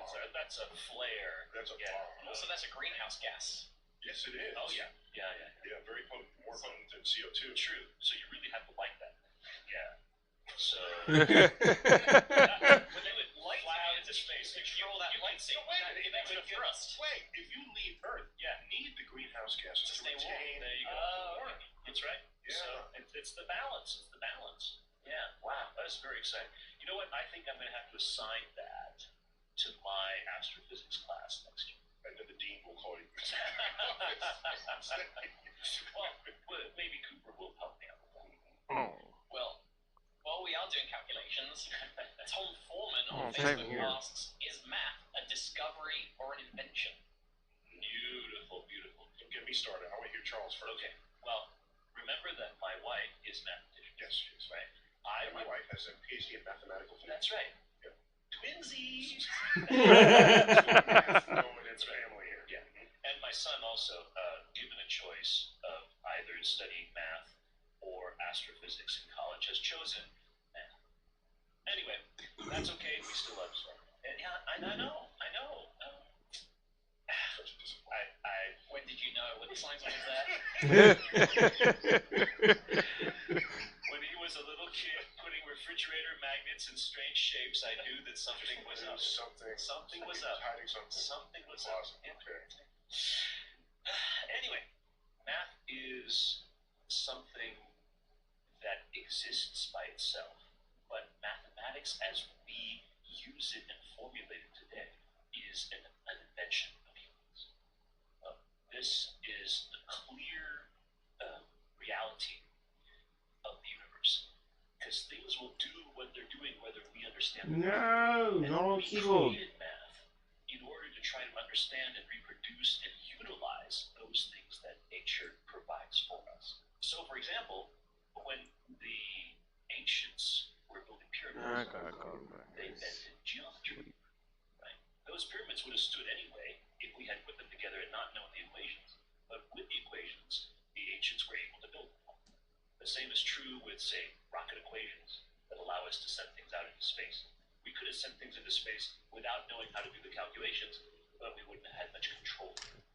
So, bottom line, the math you see in textbooks today or in papers, we humans have invented that following a set of rules that nature has provided for us as a template. Neil? I'm okay with that. Okay. I'm okay. I don't like debates about whether one word or another word best describes it. I'd rather say that maybe our language needs yet a third word that perfectly accounts for it, and then we get rid of the argument altogether. And would that word be a discovery or an invention? It's the word between the two that we don't have. Discovention. It's Discovention. Oh yeah, your math. Is it a particle or is it a wave? And why are we arguing that? It's both. We just don't have a word. We tried. We tried wapical, but it didn't catch on. Wave and a particle. So I just don't. Sounds like some sort of branding exercise from the 80s. 70s discovention. Ah, sure. The fact that math works at all as a tool to decode the universe is evidence that the universe, at least the parts that have revealed itself to us, follows logical, repeatable patterns. Yes. And math is simply a way to code for logical, repeatable patterns. Yes. So it's remarkable that math can describe the universe at all, except that math is a perfectly logical system, and so is the universe. Put them together, of course. It's a marriage made in heaven. Very much like music, right? Math, music, that kind of connection. And the Bee Gees understood that well with their song, Calculus, Calculus. Yeah, calculus. And I thought calculus was an emperor of Rome. That's an old joke. I'm going to... Calculus, the brother of Clavius. Well, why are we talking about things Get us between off this things? topic really fast. I will. Well, I'm going to combine two different questions together. So Eric Hansen on Facebook asks, I recently read that if all of the space were taken out of every human on Earth, the resulting mass would be about the size of a cube of sugar. Yep. How then can anyone adequately explain how the entire mass of the observable universe was once a point only microns wide? And then I'm going to combine this with this other question. That's a beautiful question. How are you going to add something to that?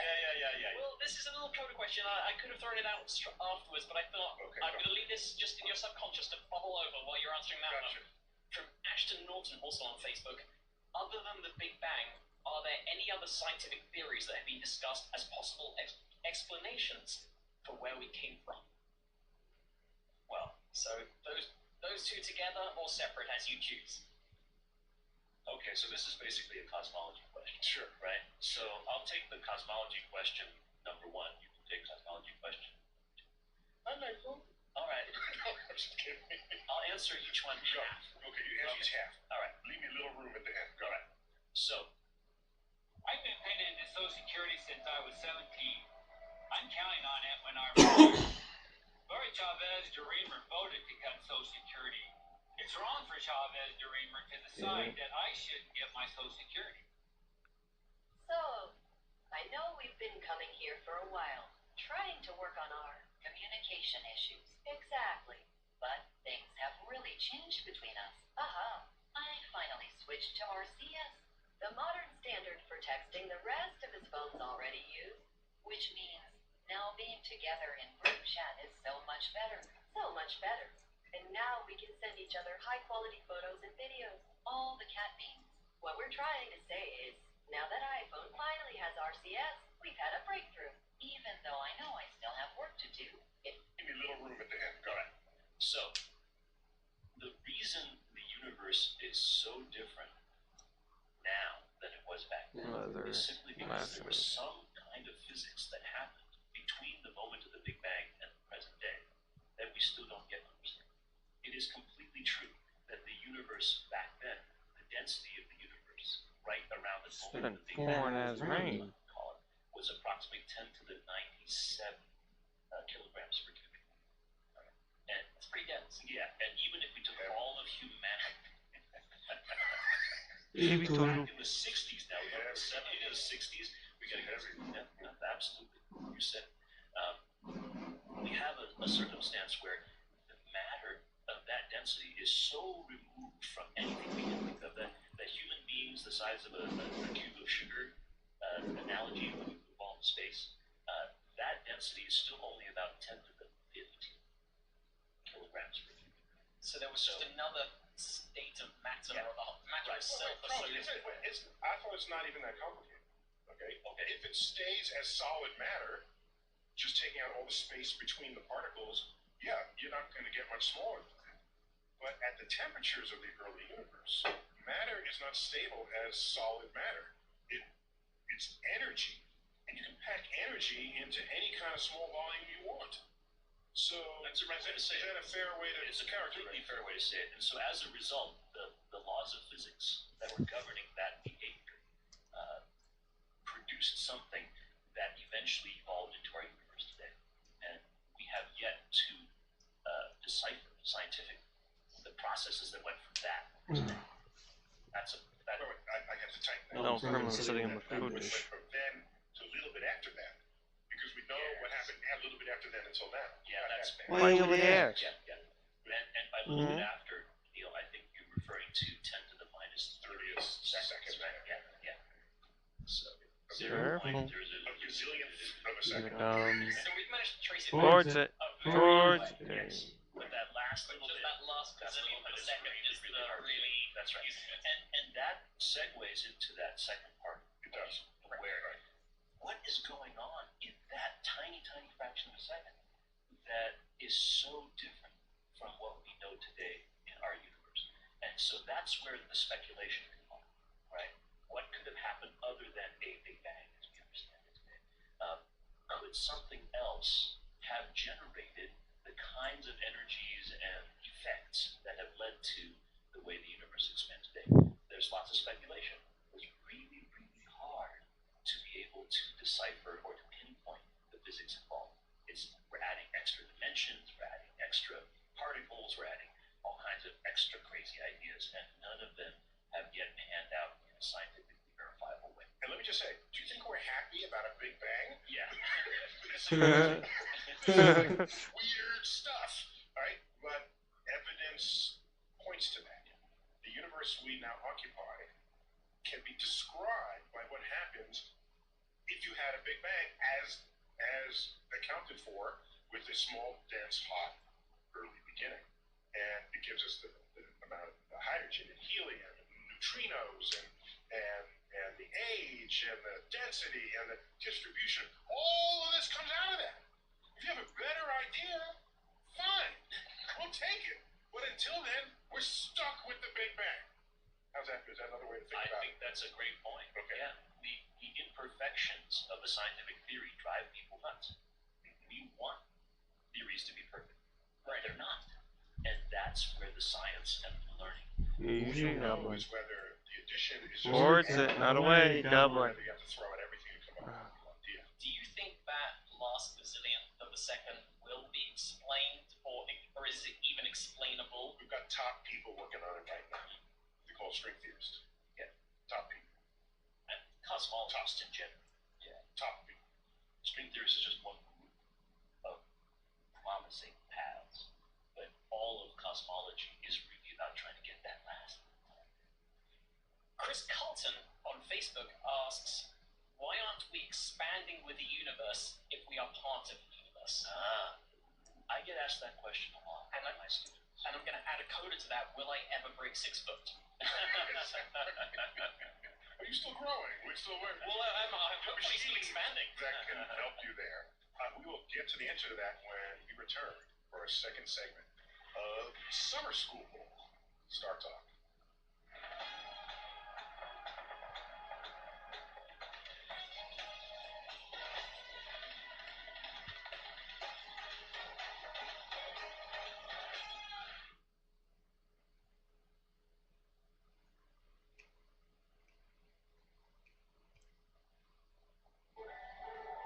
America was built with vision, with faith, and also with hard work.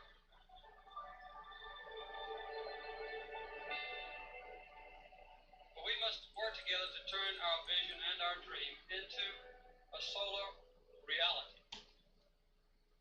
Summer School Star Talk. Okay, so there's still stuff in there. Star Talk Summer School. When you have to go to summer school, you got to bring in the big gun. Charles Liu, Professor. Thank you, Neil. Professor Charles Liu, CUNY Staten Island. Matt Kirshen. The little gun. The littlest gun. Wait, so how tall are you? Like 5'5". 5'5" and 120 pounds. Yep. 8.5 stone. Let's be Excuse me. Excuse me. 8.5 stone? Yeah, because Britain really doesn't know what units to use.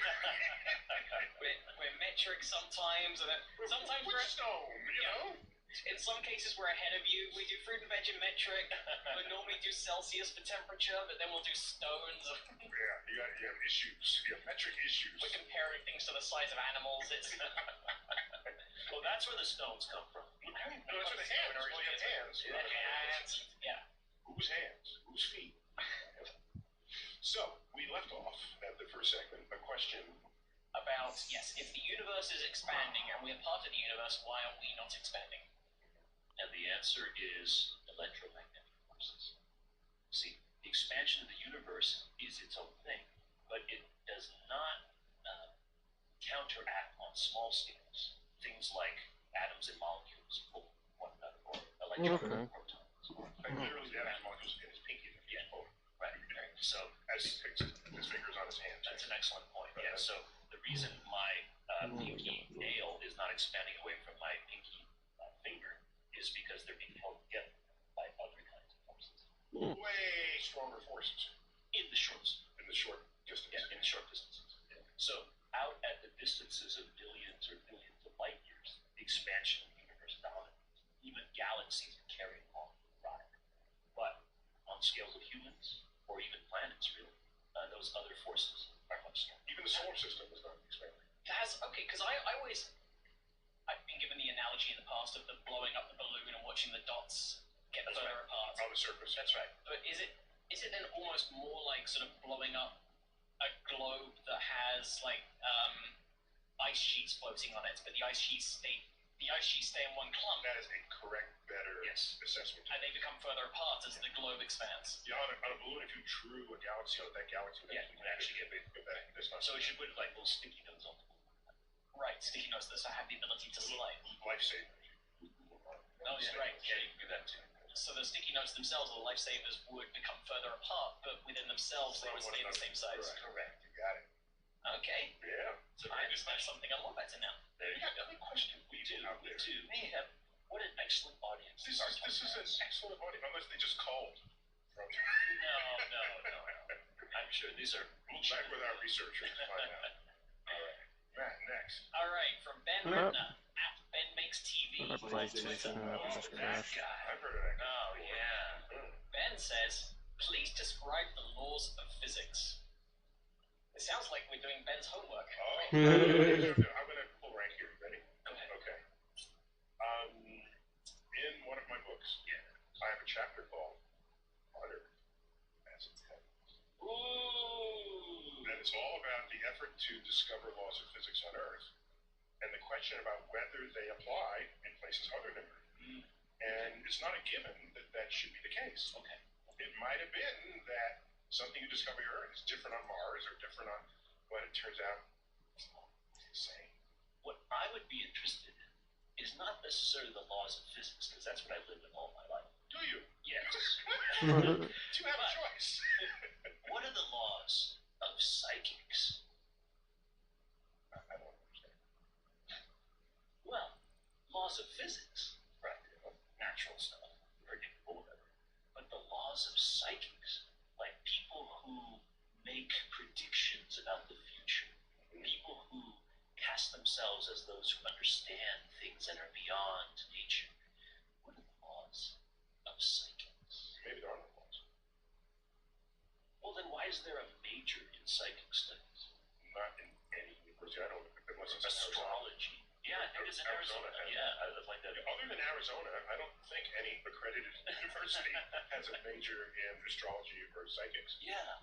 But surely, if such a major does exist, then there must be some laws that we must follow. It's a big deal. Hypersonic fiber-powered sound internet for $20 a month. Lock in 2-year pricing and get a $100 gift card. Game, study, connect, and do it all with a staff. Shop online deals today.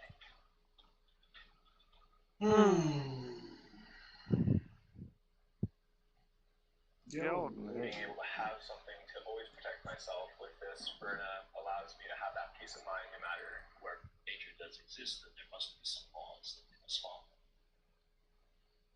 Okay, I've never been curious about that. Maybe I should be. I don't know. Yeah. Okay. The headline. That was you before you woke up, boy. Psychic predicts winning the lottery number a second time. That's true. You don't get that. That's true. Well, we'll have to ask this questioner. Yes, what Ben Makes TV thinks about the laws of physics. But otherwise, the laws of physics are very simple. Yeah. I mean, they fit. I remember I was in school. Yeah. Somebody was taking an accounting class. Oh. I saw the book that they were carrying. It had like 1 million pages in the book. Yeah. And my book, which was on like all of gravitational physics, had like 1/3 that many pages. So I can understand the whole universe based on what's in my book, but they need a book 4 times as fat just to be able to do somebody's taxes. Fair enough. And I said, Because you can't deduce the tax code. thank you. That's the You can't difference. deduce the The tax thing about code. physics is you learn some rules and then all the rest derive from them. Oh. Very powerful. And then every so often someone comes along and goes, actually those rules are all slightly wrong. Yeah. Well, we have Come on. F equals ma. Right. You got Jam it equals up mc squared. here. You got Maxwell's equations. Yeah. We're done. Pretty much, yeah. Throw in a few quantum physics Here's You fuck off my food. the physics study. You got your food. F on one side, force, and then ma you got extra. mass times acceleration on the other side, and you just change F in a gazillion different ways. You change ma in a gazillion different ways, and that spring from that spring source unfolds for free. Yeah, absolutely. Yes, Absolutely. Great question. I really enjoyed this question because, apart from anything else, it came from a 4-year-old. Oh, the 4-year-old Which son. tells after when we're stumped. Yeah. The 4-year-old son of Pinty from Laos asks, House. Nice. Why do punctured balloons fly around chaotically? Why doesn't it fly on a straight line? Wonderful question. When you have a rocket, actually, how they travel in straight lines, we're always very impressed. But what we don't see is the amount of control mechanisms and structures within the rocket that make sure the exhaust comes out in a very orderly and a very directional fashion. Right? When you puncture a balloon, the exhaust that's coming out is coming out in a way that's poorly controlled.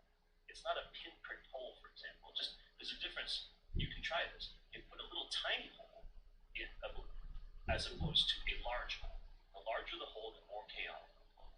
So it's a matter of whether or not you can control the air coming out in a reasonable and a linear way compared with whether it's just rushing out all the time. Well, also, you want the movement of the air to line up with the center mass of the balloon. Yeah. Right? So if that lines up, then the balloon will just be pushed in one direction. If the jet's air is coming out at an angle different from straight to the center mass, you'll start rotating the balloon. And Right. Plus, the balloon is not symmetric. The bottom of it, when you got the knot. The knot.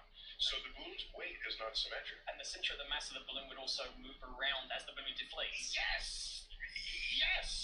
That's right. So what you have to do is configure something like get a straw, maybe, to guide the air a little better, have some stabilizers, and then you can make a balloon rocket. Yeah. That would be a lot of fun. But I love that question. It's a great That sounds like a kid that's tearing up birthday parties. I want that kid on my research. So, by the way, most of the time when you pinprick a balloon, it blows up. Right. So you have to do this carefully. Yeah. I learned as a child, if you put a piece of tape on the balloon, then you poke the hole through the tape, then the rubber or the outside, like flexible stuff, doesn't rupture and rip. You just get a little hole, then you can have it go. So you've done this before? Of course, that's never right. Okay, no, I haven't put tape on a balloon. Oh, give it a try sometime. It's way more fun to just pop them. It's too fast. It is too fast. It's too fast. It's too fast. Yeah. You are correct. I will try this from now on. Any kind of masking tape or? I use like plastic invisible tape. Okay. No. It's a prib. Oh wait, now you put on both sides of it. There you go. That's it. Yeah, where to go? Where we go? It'll start spinning. No. That would be fun. It's not for you guys. Excuse me. Yeah, I like that. Thank you. So Pulsar Prib on Instagram says, "Hi, quick question. How would you explain neutrinos to dumb teenagers who know nothing about astrophysics?" Okay. And the question doesn't make clear whether they themselves are a dumb teenager or are trying to... A friend. I would explain to a friend. Let me jump in right now and say that there are no dumb teenagers. They're just fun. I'm an educator, and maybe I'm showing my bias here, but I've never found an actual dumb teenager. They can pretend to be dumb. They may think they're dumb. Yeah, but they're not actually dumb. I want people always to feel like that they are smart because they are, and not have to act dumb or pretend to be dumb to be cool. All right. So Excuse you, he's thinking. That's just my opinion. Sorry, I had to get it out. Now, answer the question. A neutrino is just a little tiny particle that comes out so that... At Sierra, Jack discovered great pickleball gear at incredible prices. At George, which led to another discovery.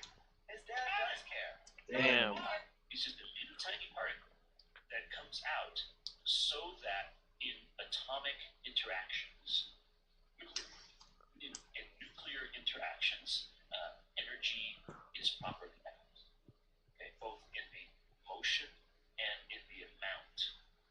I think that's really what a simple way of describing neutrinos. It's a pretty weird particle because no one knew they existed, and there was an imbalance in the experiments that we've done in nuclear physics. And it was Enrico Fermi, who said, "There's got to be a particle carrying away this momentum. There has to. We're looking, we don't find it. It's got to keep looking. It's got to be. What properties would it have? We can't have any charge. It's got to be neutral, and it's got to be really low mass and little. So it's got to be a little and neutral. And well, the funny thing is, and so in Italian, neutrino, like bambino. So it's just the diminutive version of neutral. Neutral or of a neutron. Right. But the funny thing is, when this was first proposed, the neutron had not yet been discovered.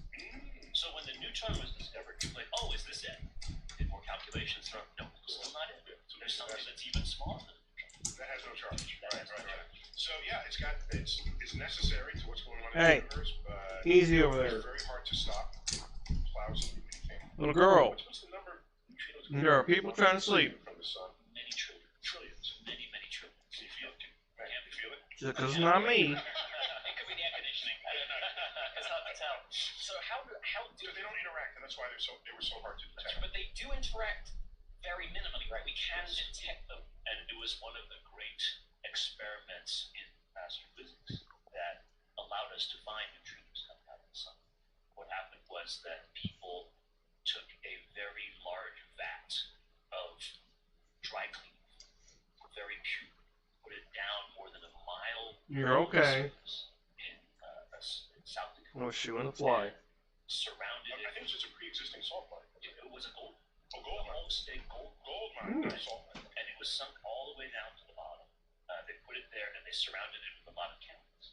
And so they just watched this tank of very pure cleaning fluid.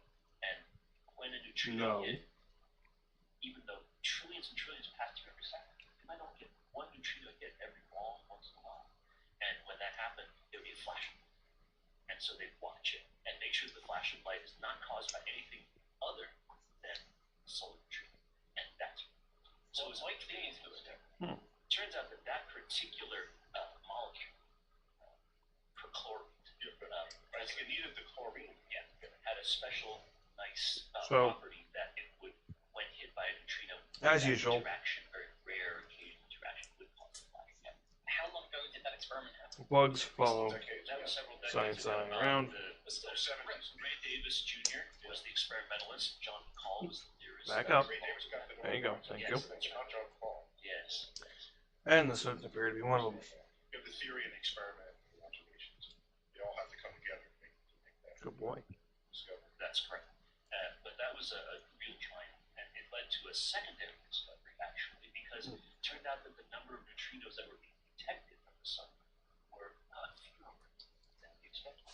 And so for a moment, people thought, wait a second, is the sun dead and we just don't know it yet? It was known as the solar neutrino clock, because those neutrinos had to be produced in order for nuclear fusion to go on. So if they were half as many as we expected, then maybe the sun itself was starting to run out. Scary problem. Yeah, scary problem. Turned out, though, it was just something happening in our upper atmosphere called neutrino oscillation. Another amazing discovery. Yeah, so it'd be I throw you a basketball, but you catch a football. Right. So the experiment was designed to detect basketballs, but you were actually receiving balls. And what it is someone in between us is swapping them out. That's right. And it was amazing. Yeah, these neutrinos come in different flavors. Who knew at the time? Oh, okay. So there isn't just one neutrino particle. There's three. Yeah, Okay. 3 different kinds. Neutron neutrinos, tau neutrinos, and U neutrinos. And they're antimatter. And diantimatter counters. Yeah. Physics is amazing. I love summer school. Great question. Summer school. Next question. All right. Kyle Ryan Tulloch on Patreon asks, ignoring the cold, could a settlement survive on the surface of Pluto? What would radiation levels be like? Are there any useful resources other than water ice? Hold me back. We'll get to that question when we return. Star Talk. Matt, before the break, you had a Pluto question. It is, yeah. Me and Pluto have history, but we buried the hatchet long ago. Well, whether it's a planet or not, could a settlement survive on it? Oh. Well, you can ask why would you want to do such a thing? Right. But just take, for example, Charles. Yeah. Is there a line of people waiting to settle in Antarctica? No. And Antarctica is warmer and is balmier and wetter than Pluto. And there's penguins. And in a pinch, you can eat a penguin, right? That's right. So Pluto, in principle, we could just pitch tent anywhere and just bring enough resources. Yeah. The settlement could survive there as long as you could shield yourself from the cosmic rays that hit it, and as long as you can keep yourself warm, because the temperature is so low out that distance. Yeah, but food. You need no way to generate food. How faint is the sun? If I was standing on the surface of Pluto and and staring straight at the sun, which I presume I would be safe to do. The flux is only about 1/1600th the amount of flux that we get from the sun. So what would that be? That much? I thought, I'm going on a memory now, not on a calculation, that the sun from Pluto is about like a full moon night here. Is it brighter than that? Calculation. Absolute magnitude -26 for the sun, and -15. No, 12. -12. Yeah. So that's 14 magnitudes. So that's a factor of 7. Yeah. So 10 to 14. It's 10 to 14. No, not quite that. Yeah. 7 magnitudes.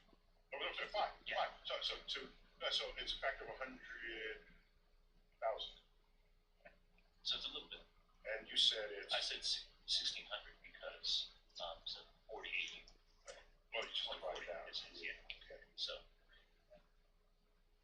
1600. Yep. Walmart Plus. It's Walmart Plus free delivery. Because cooking food is a lot more fun than shopping for it. It's Walmart Plus an included Paramount Plus subscription to stream Dora, so your daughter can learn Espanol.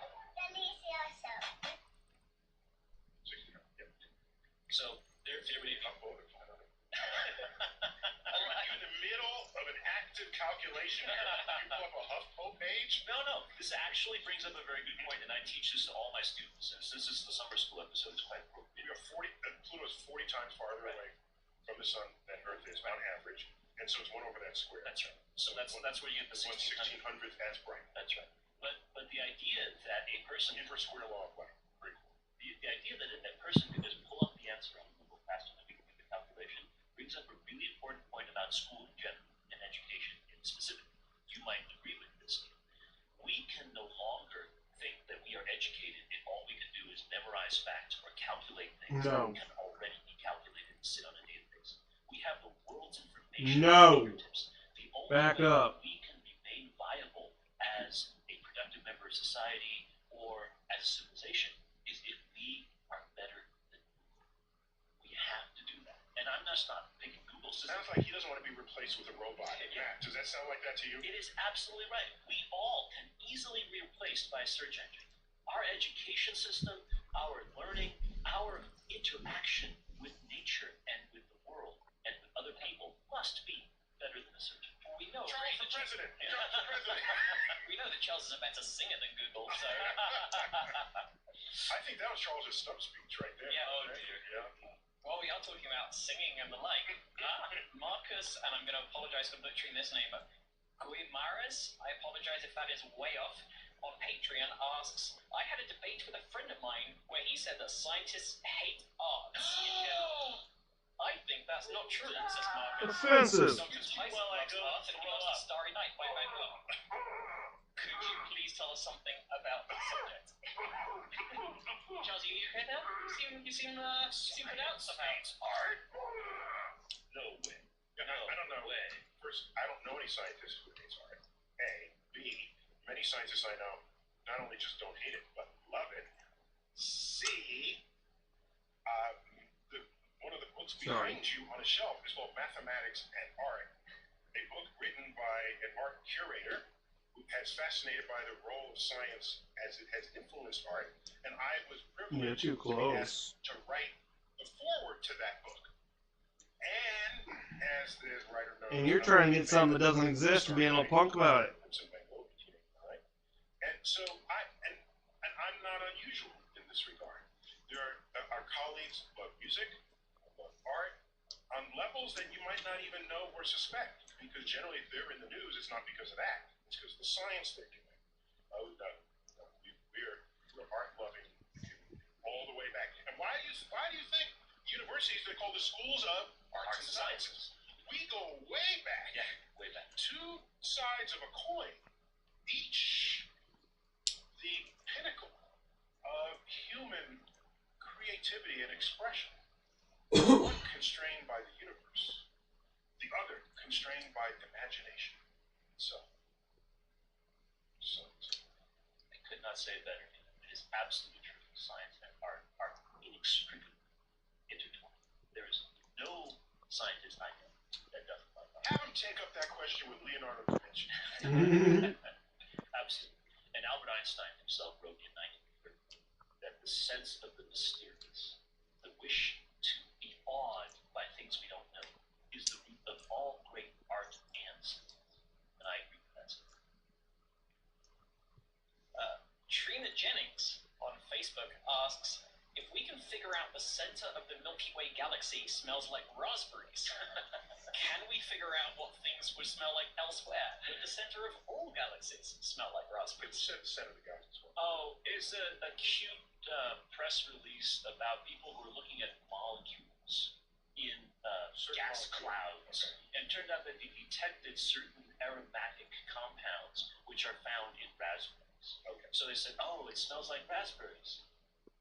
What I really appreciate about the Google Career Certificate is But that's not just poorly learning accurate. the book, you're learning the day-to-day work of a security analyst. There's no previous experience required, which is pretty amazing when you think about how technical the cybersecurity field is. It really gives you... Oh, it smells like raspberries because there are these volatile organic compounds that are in gas clouds in the Milky Way galaxy center. There's also a lot of ethanol in it too. Yes. So it smell, it would smell like a brewery. Yeah. And actually, I think the yeast is a predominant. Right. And that's right. So there's a lot of organic molecules in space. So and there's even sunless pen DHA in molecules. So you can not only get a great sun, I've never you can also smell. Yeah. I didn't know such a thing exists. Yeah. Sorry. Up in the hood. Is that tanning much? The CVS doesn't have that on the front counter. Because you spray tan? No, not the hood. So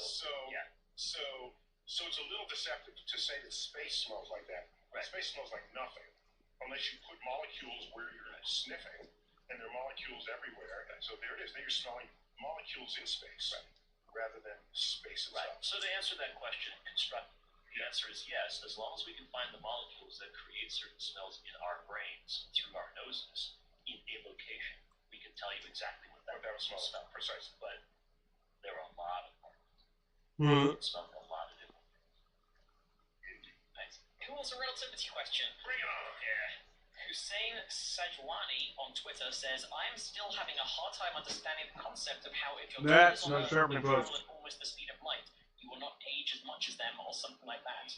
Can you really try to dumb it down or using analogies? Again, before Neil's... No, I'm not saying that. I'm out of this one. Go. Please don't use the term dumb down. We are not dumbing things down. We're really translating the concept into Thank you. language that everyone can understand. In that case, can you smart it up? That's right. Thank you, Matt. Okay, here's the basic point. Smart it down. Yeah. Smart it down. Time is experienced at different rates for people who are traveling at different rates of speed. That's a very, very complicated concept if you're trying to lock it into our idea in our regular time that a second is a second is a second. But the moment you acknowledge the possibility that time is a dimension, like with light, and you can move through it at different speeds, then the twin paradox that is described here, or other paradoxes, become not too difficult. Because what you're doing is measuring time intervals, right? You're not measuring actually the amount of time at this very instant, but you're measuring the time from the time you experience 1 minute ago to the time you experience a minute from now. That person who is traveling at a different rate through time and space will simply experience a different interval. And you'll both call it a minute, but relative to each other in different ways. So, yeah. You only realize that once you come back into contact with each other. Correct. Yeah, that's right. And the way to know who will be younger, because both of them in motion will say that the other one is their opposite clock is ticking slower, is that your twin who went out had to slow down, turn around, and come back.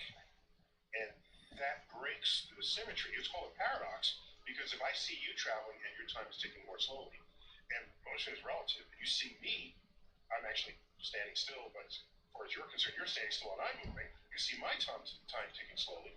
How is it that at the end of this exercise, one person is younger than the other? Right. How do we not know? Like, if the train is going past the platform, or the platform is going past the train. One of the great jokes against Einstein, who said, "Hey Einstein, when does Grand Central Station arrive at the next train?" Everyone was trying to get their head around this. So it's specifically the acceleration of the The one who goes out on the spaceship and goes out and then turns around and comes back. That breaks the symmetry. Right. Is that acceleration and then deceleration then? Yeah, the whole thing is either positive or negative acceleration, but it's just, it wouldn't matter, it's an acceleration. The one that leaves and comes back, that's the one that is the thing that appears to be. So it's an uncomfortable concept because we don't experience that in everyday life. As our active senses do. It was not necessary to know this on the plains of the Serengeti. To avoid getting eaten by a lion, you did get to know relativity. But it's absolutely necessary in this day and age of atomic energy and very, very high speeds. Matt, it's time for lightning round. Oh yeah. Okay. Nice. See if the bell works? It does. So Charles and I will try to answer in sound bites. All right. Well, we're going to jump back from Einstein to Newton. DJ Melky on Instagram says, I read a few years back that the Earth is technically falling into the sun, but doesn't actually go into the sun. Is that true? Yes, and the reason it doesn't go in is because it's traveling at orbital velocity around the sun. Yeah, if we traveled any slower sideways, we would fall towards, get closer to the sun. So we are falling towards the sun, but we're being held up, if you will, by a very high sideways speed. So yeah, we got this. And Isaac Newton first mentioned this in great computer, and first drew it in the system of the world. That was his Cliff Notes for it. It's written in English. Very cool. All right, you got it. All right. Code Monkey IA on Instagram says, what causes the Earth's magnetic poles to move, and what would cause the magnetic north and south to flip? Very good question. Our magnetic field is created by the dynamic motion of ferromagnetic materials inside our Earth. Iron. Yeah, almost all iron. It's almost entirely almost all iron. And because of that, because it's fluid and it moves, that's why our place. It's as if you had a dancing magnet inside, but it's kind of somewhat semi-solid.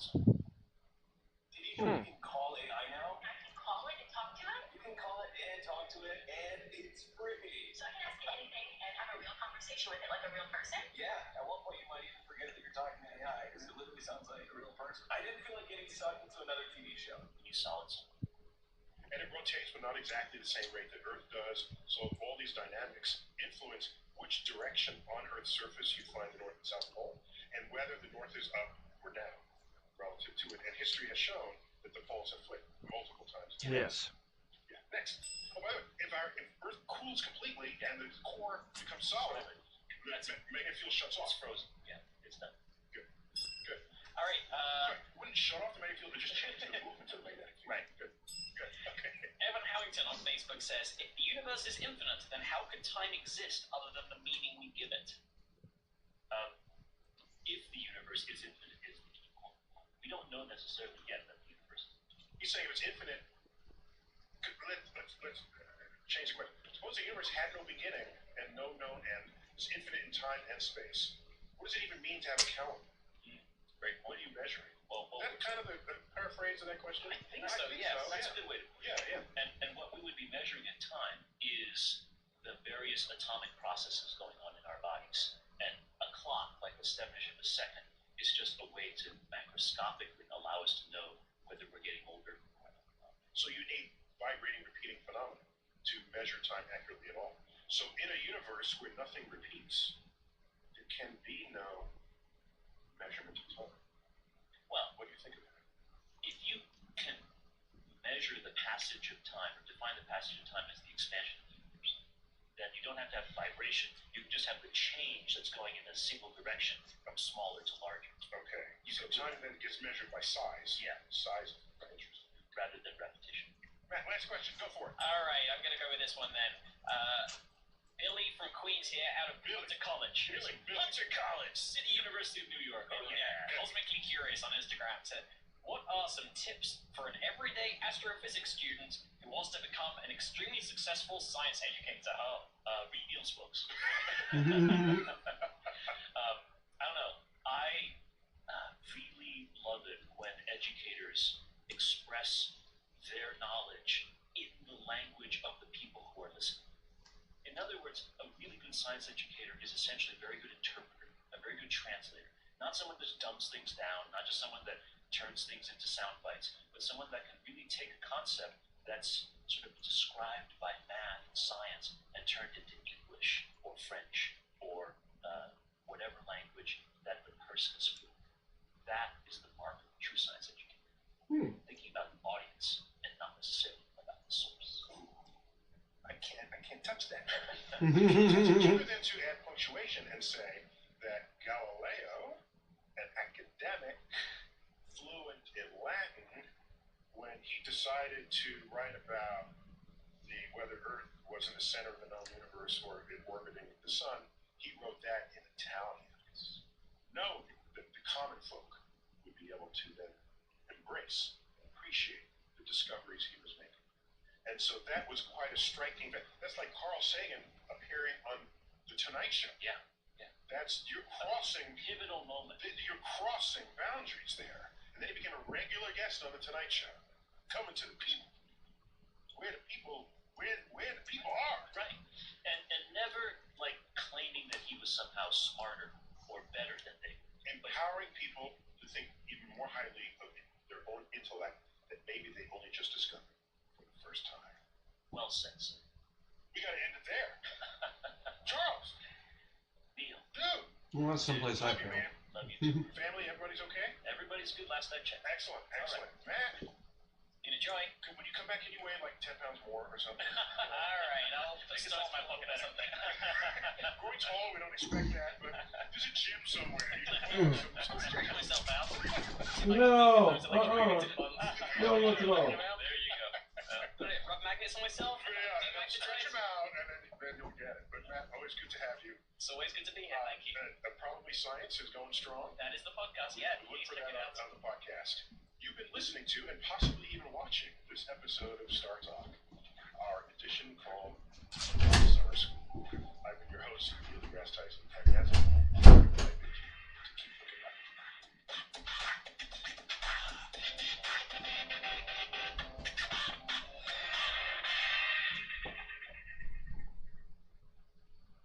The Pokemon Sleep app lets you track your sleep with your smart device and fill up your sleep style decks.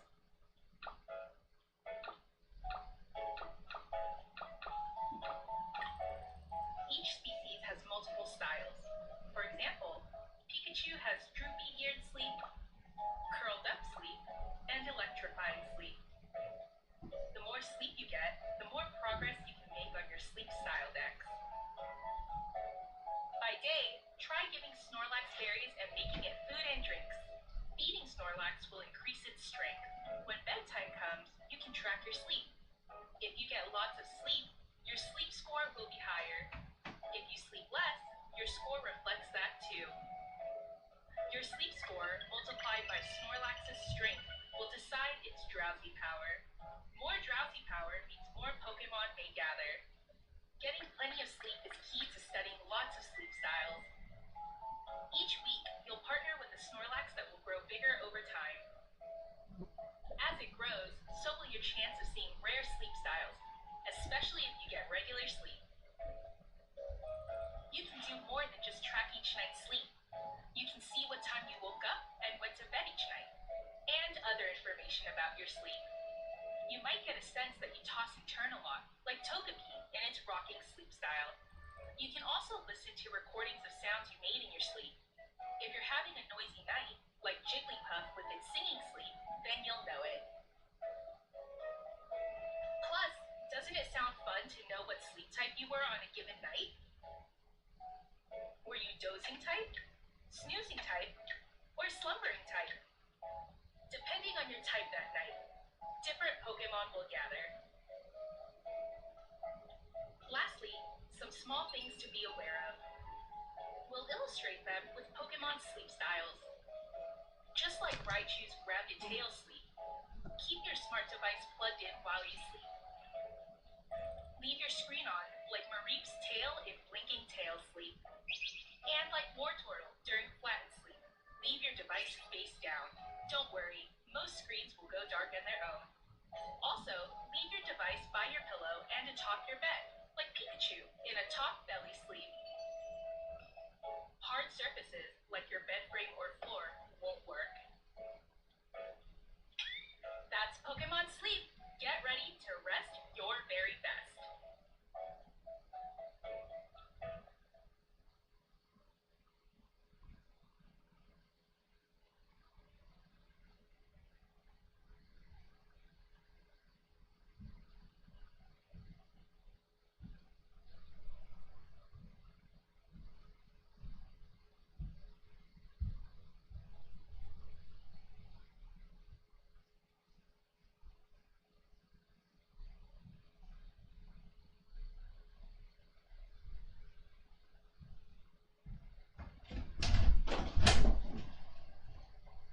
Get back in here.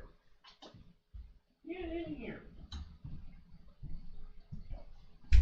1, 2, 3. Okay. Everyone's counting.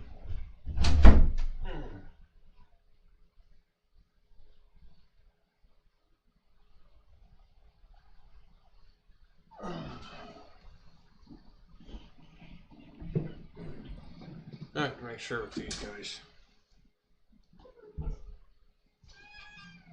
Wow.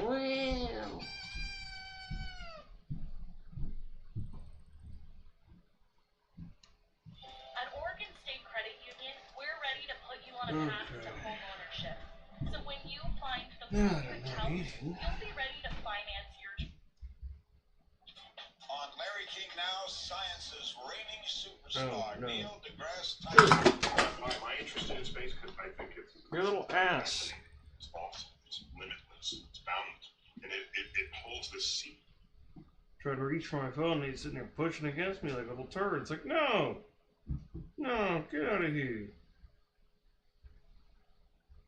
Going with some breaking news, we've got criminal charges now being filed against Donald Trump and J.D. Vance related to you don't wipe your ass on my bed. Directed at the beleaguered but proud Haitian community in Springfield, Ohio.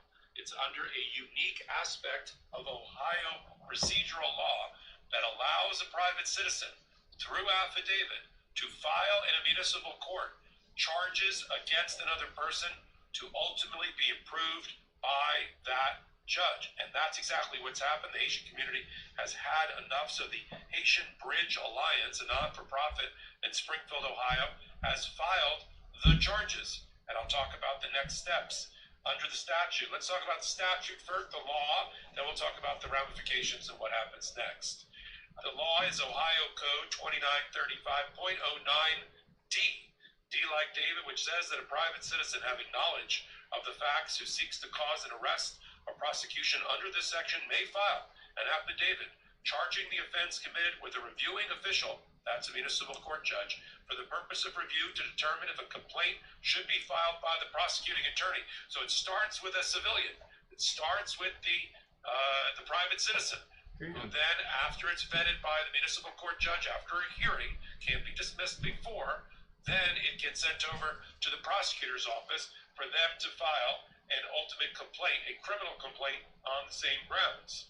A private citizen may file the affidavit charging the offense committed with the clerk of the court before or after the normal business hours. And that's what they've done. They hired a law firm, and they've gone after Donald Trump. Here are charges that are being lodged against Donald Trump by way of affidavit. Swearing out a charge, if you will.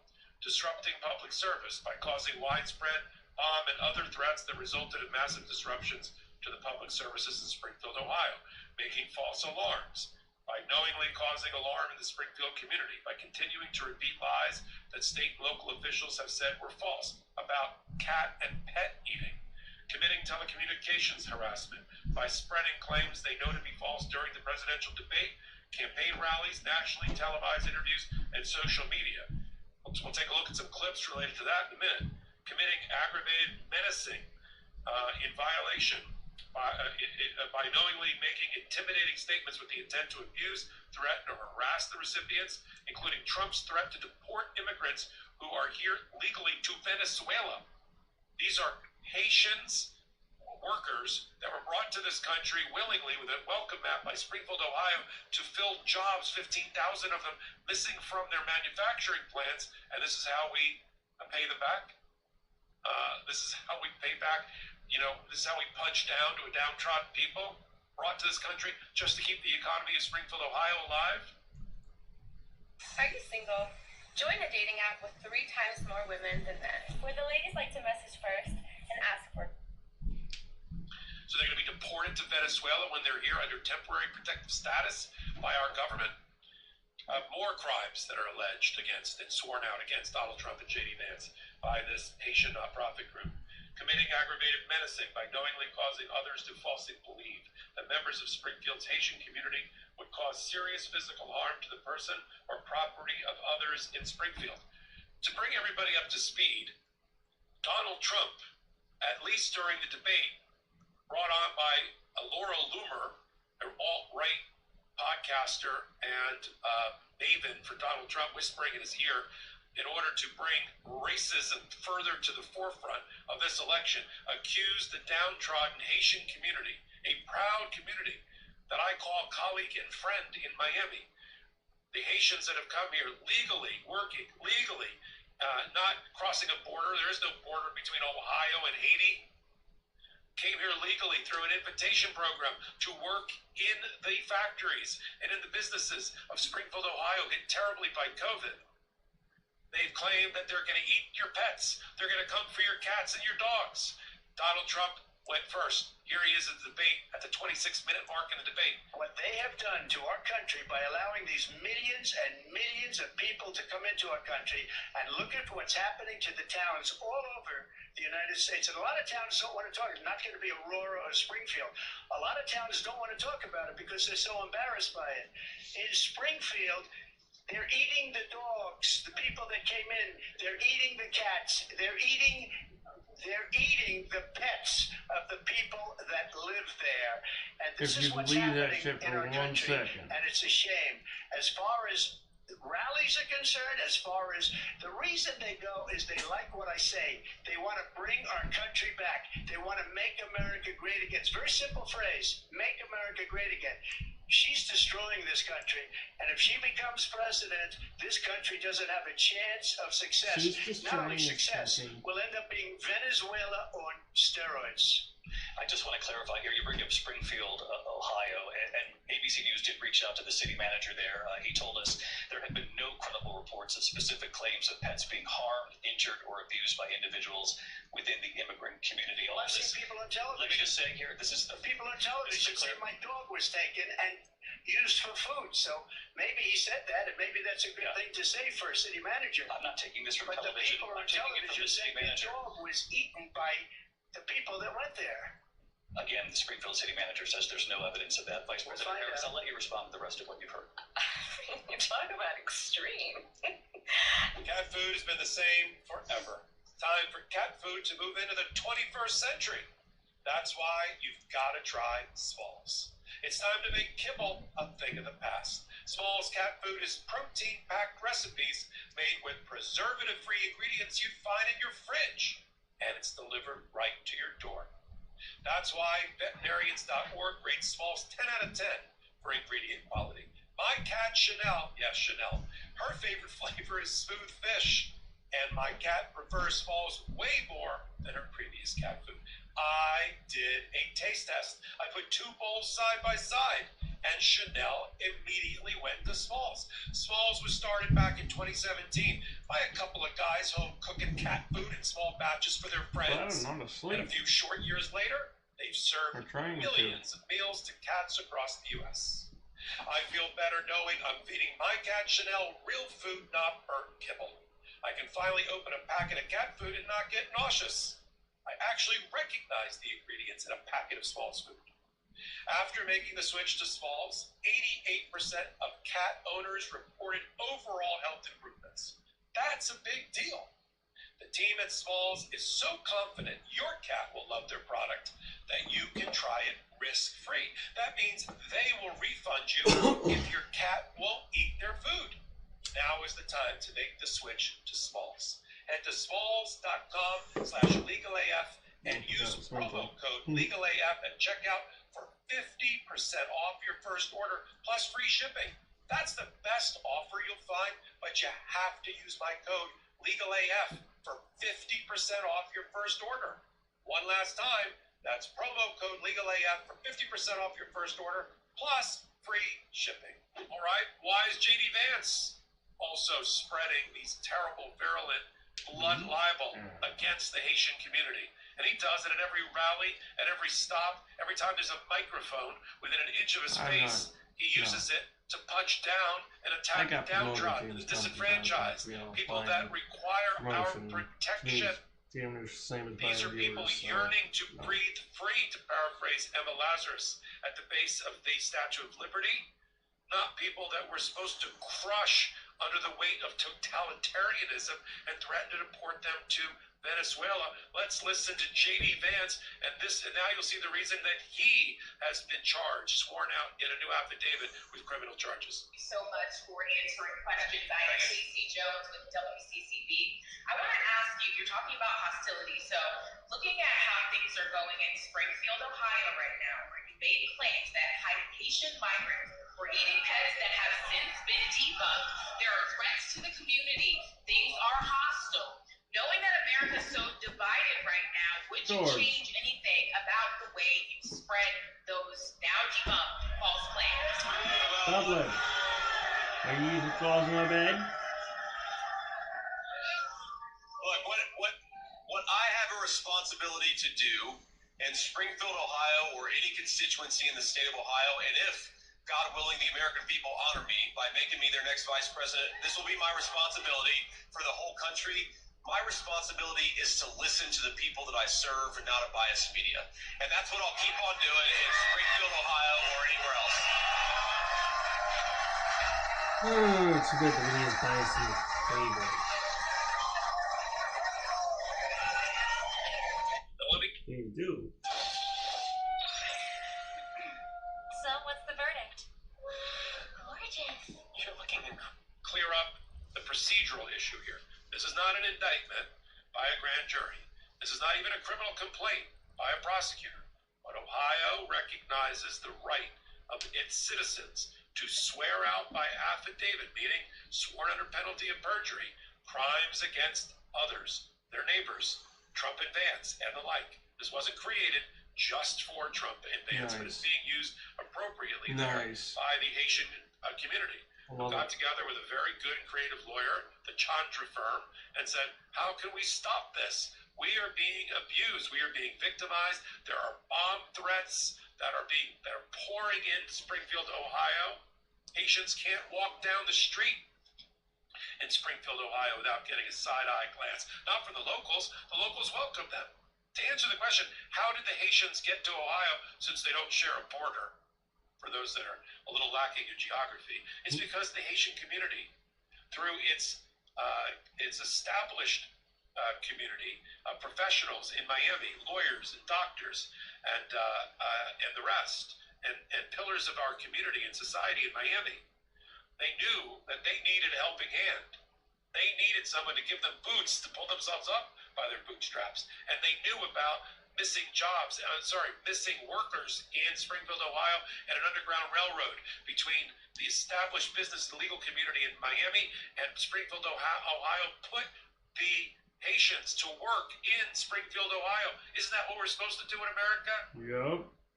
But no, Donald Trump figured out there were brown people and black people. There were others that he could point to in order to try to win elections, to scare voters into voting for him.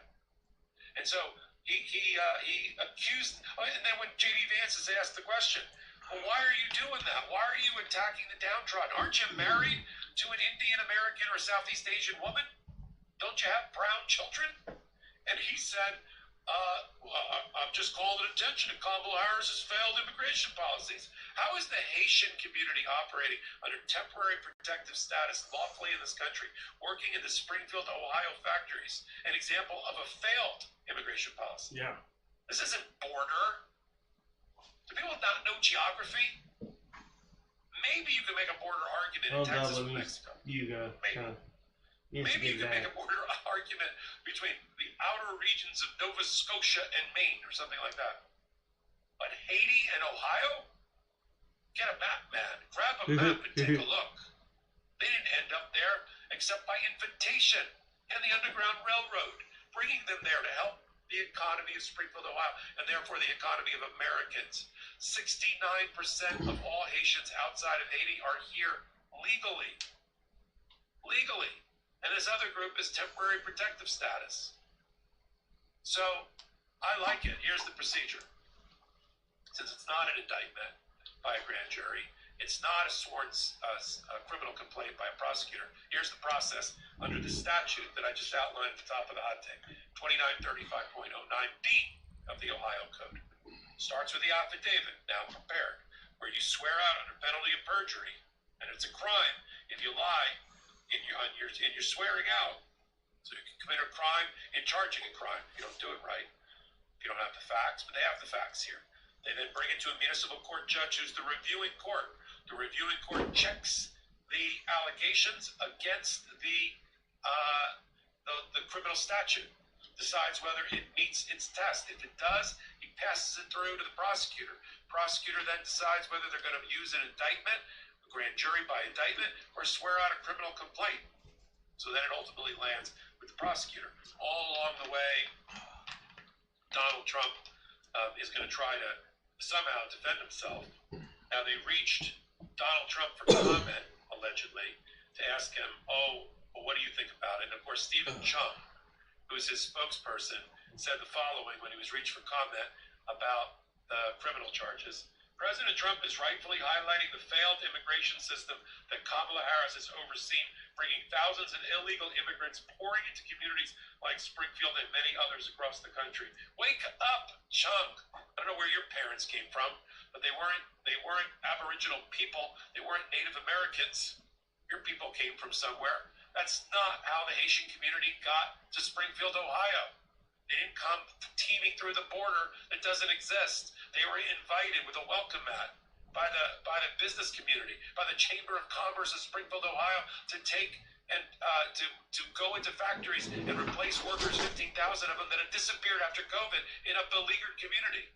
Stop using them as an example of your hate speech. And that's why this has got to be taken seriously. We'll have to see what municipal court judge in Clark County, Ohio is assigned and what he does next. But I like where this is going. And it's important through this kind of case and civil lawsuits being filed against Donald Trump and J.D. Vance. This goes beyond First Amendment. You can't use blood libel and defame somebody, and not everything you say has First Amendment protection or is not subject to criminal prosecution. And the immunity decision by the United States Supreme Court doesn't help Donald Trump now.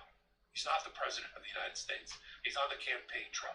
They'll argue it's core presidential campaign speech. To what? To abuse and beat up and diminish and undermine a proud black community when you're a couple of white guys running for the presidency and the vice presidency?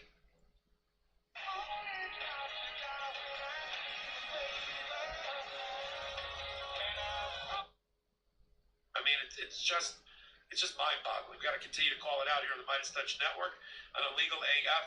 And if you love everything on Midas Touch and Legal AF, including our podcast on Wednesdays and Saturdays at 8 p.m. Eastern Time with a live record, and then on podcast platforms of your choice, you're going to love our new channel. That's Illegal AF in collaboration with MTN. It's like Legal AF and MTN had a baby. And we're having a lot of babies on MTN lately, which is a great thing. And we call it Legal AF MTN. It's on YouTube. It's a new channel. Help us get to 100,000 free subscribers before Halloween. 100,000 before Halloween. I won't rest until we do it. You can do it. You can help us do it. If you already like what's on Legal AF and Midas Touch Network, you're going to love the new channel. I sit at the intersection of law and politics. I curate the top stories, and I bring it to you the way I always have, without blowing smoke or sunshine, and bringing it to you with the experience of somebody that knows what they're talking about at the intersection of law and politics. And we're going to bring a new podcast over there. We got a new show called Unprecedented, looking at the Supreme Court on a weekly basis. Once the October term starts, the first Monday in October, bringing over some new voices and some regular contributors you come to love on the Midas Touch Network. So go right now at Legal AF MTN and free subscribe. So until my next exclusive content on Legal AF MTN, the new YouTube channel, and my next hot take here, and my podcast Legal AF on Wednesdays and Saturdays with Karen Friedman and Giblet.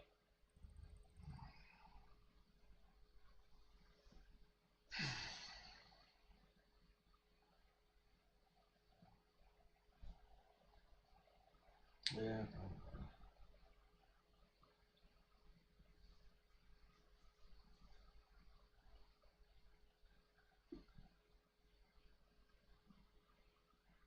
That'd be good.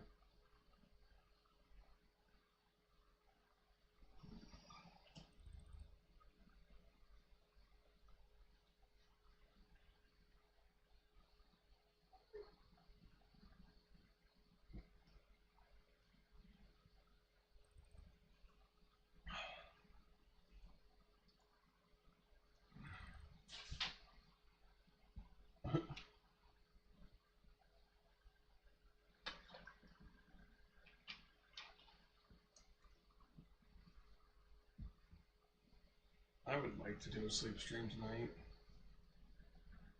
I've been sleeping so shitty recently, but I just need to make sure I sleep properly. And once things already, that's already a little bit of a challenge.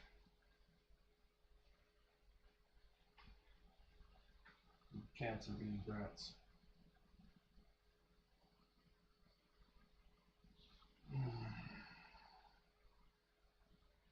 So, tell them next time, everybody. This is Soul Mage Guy.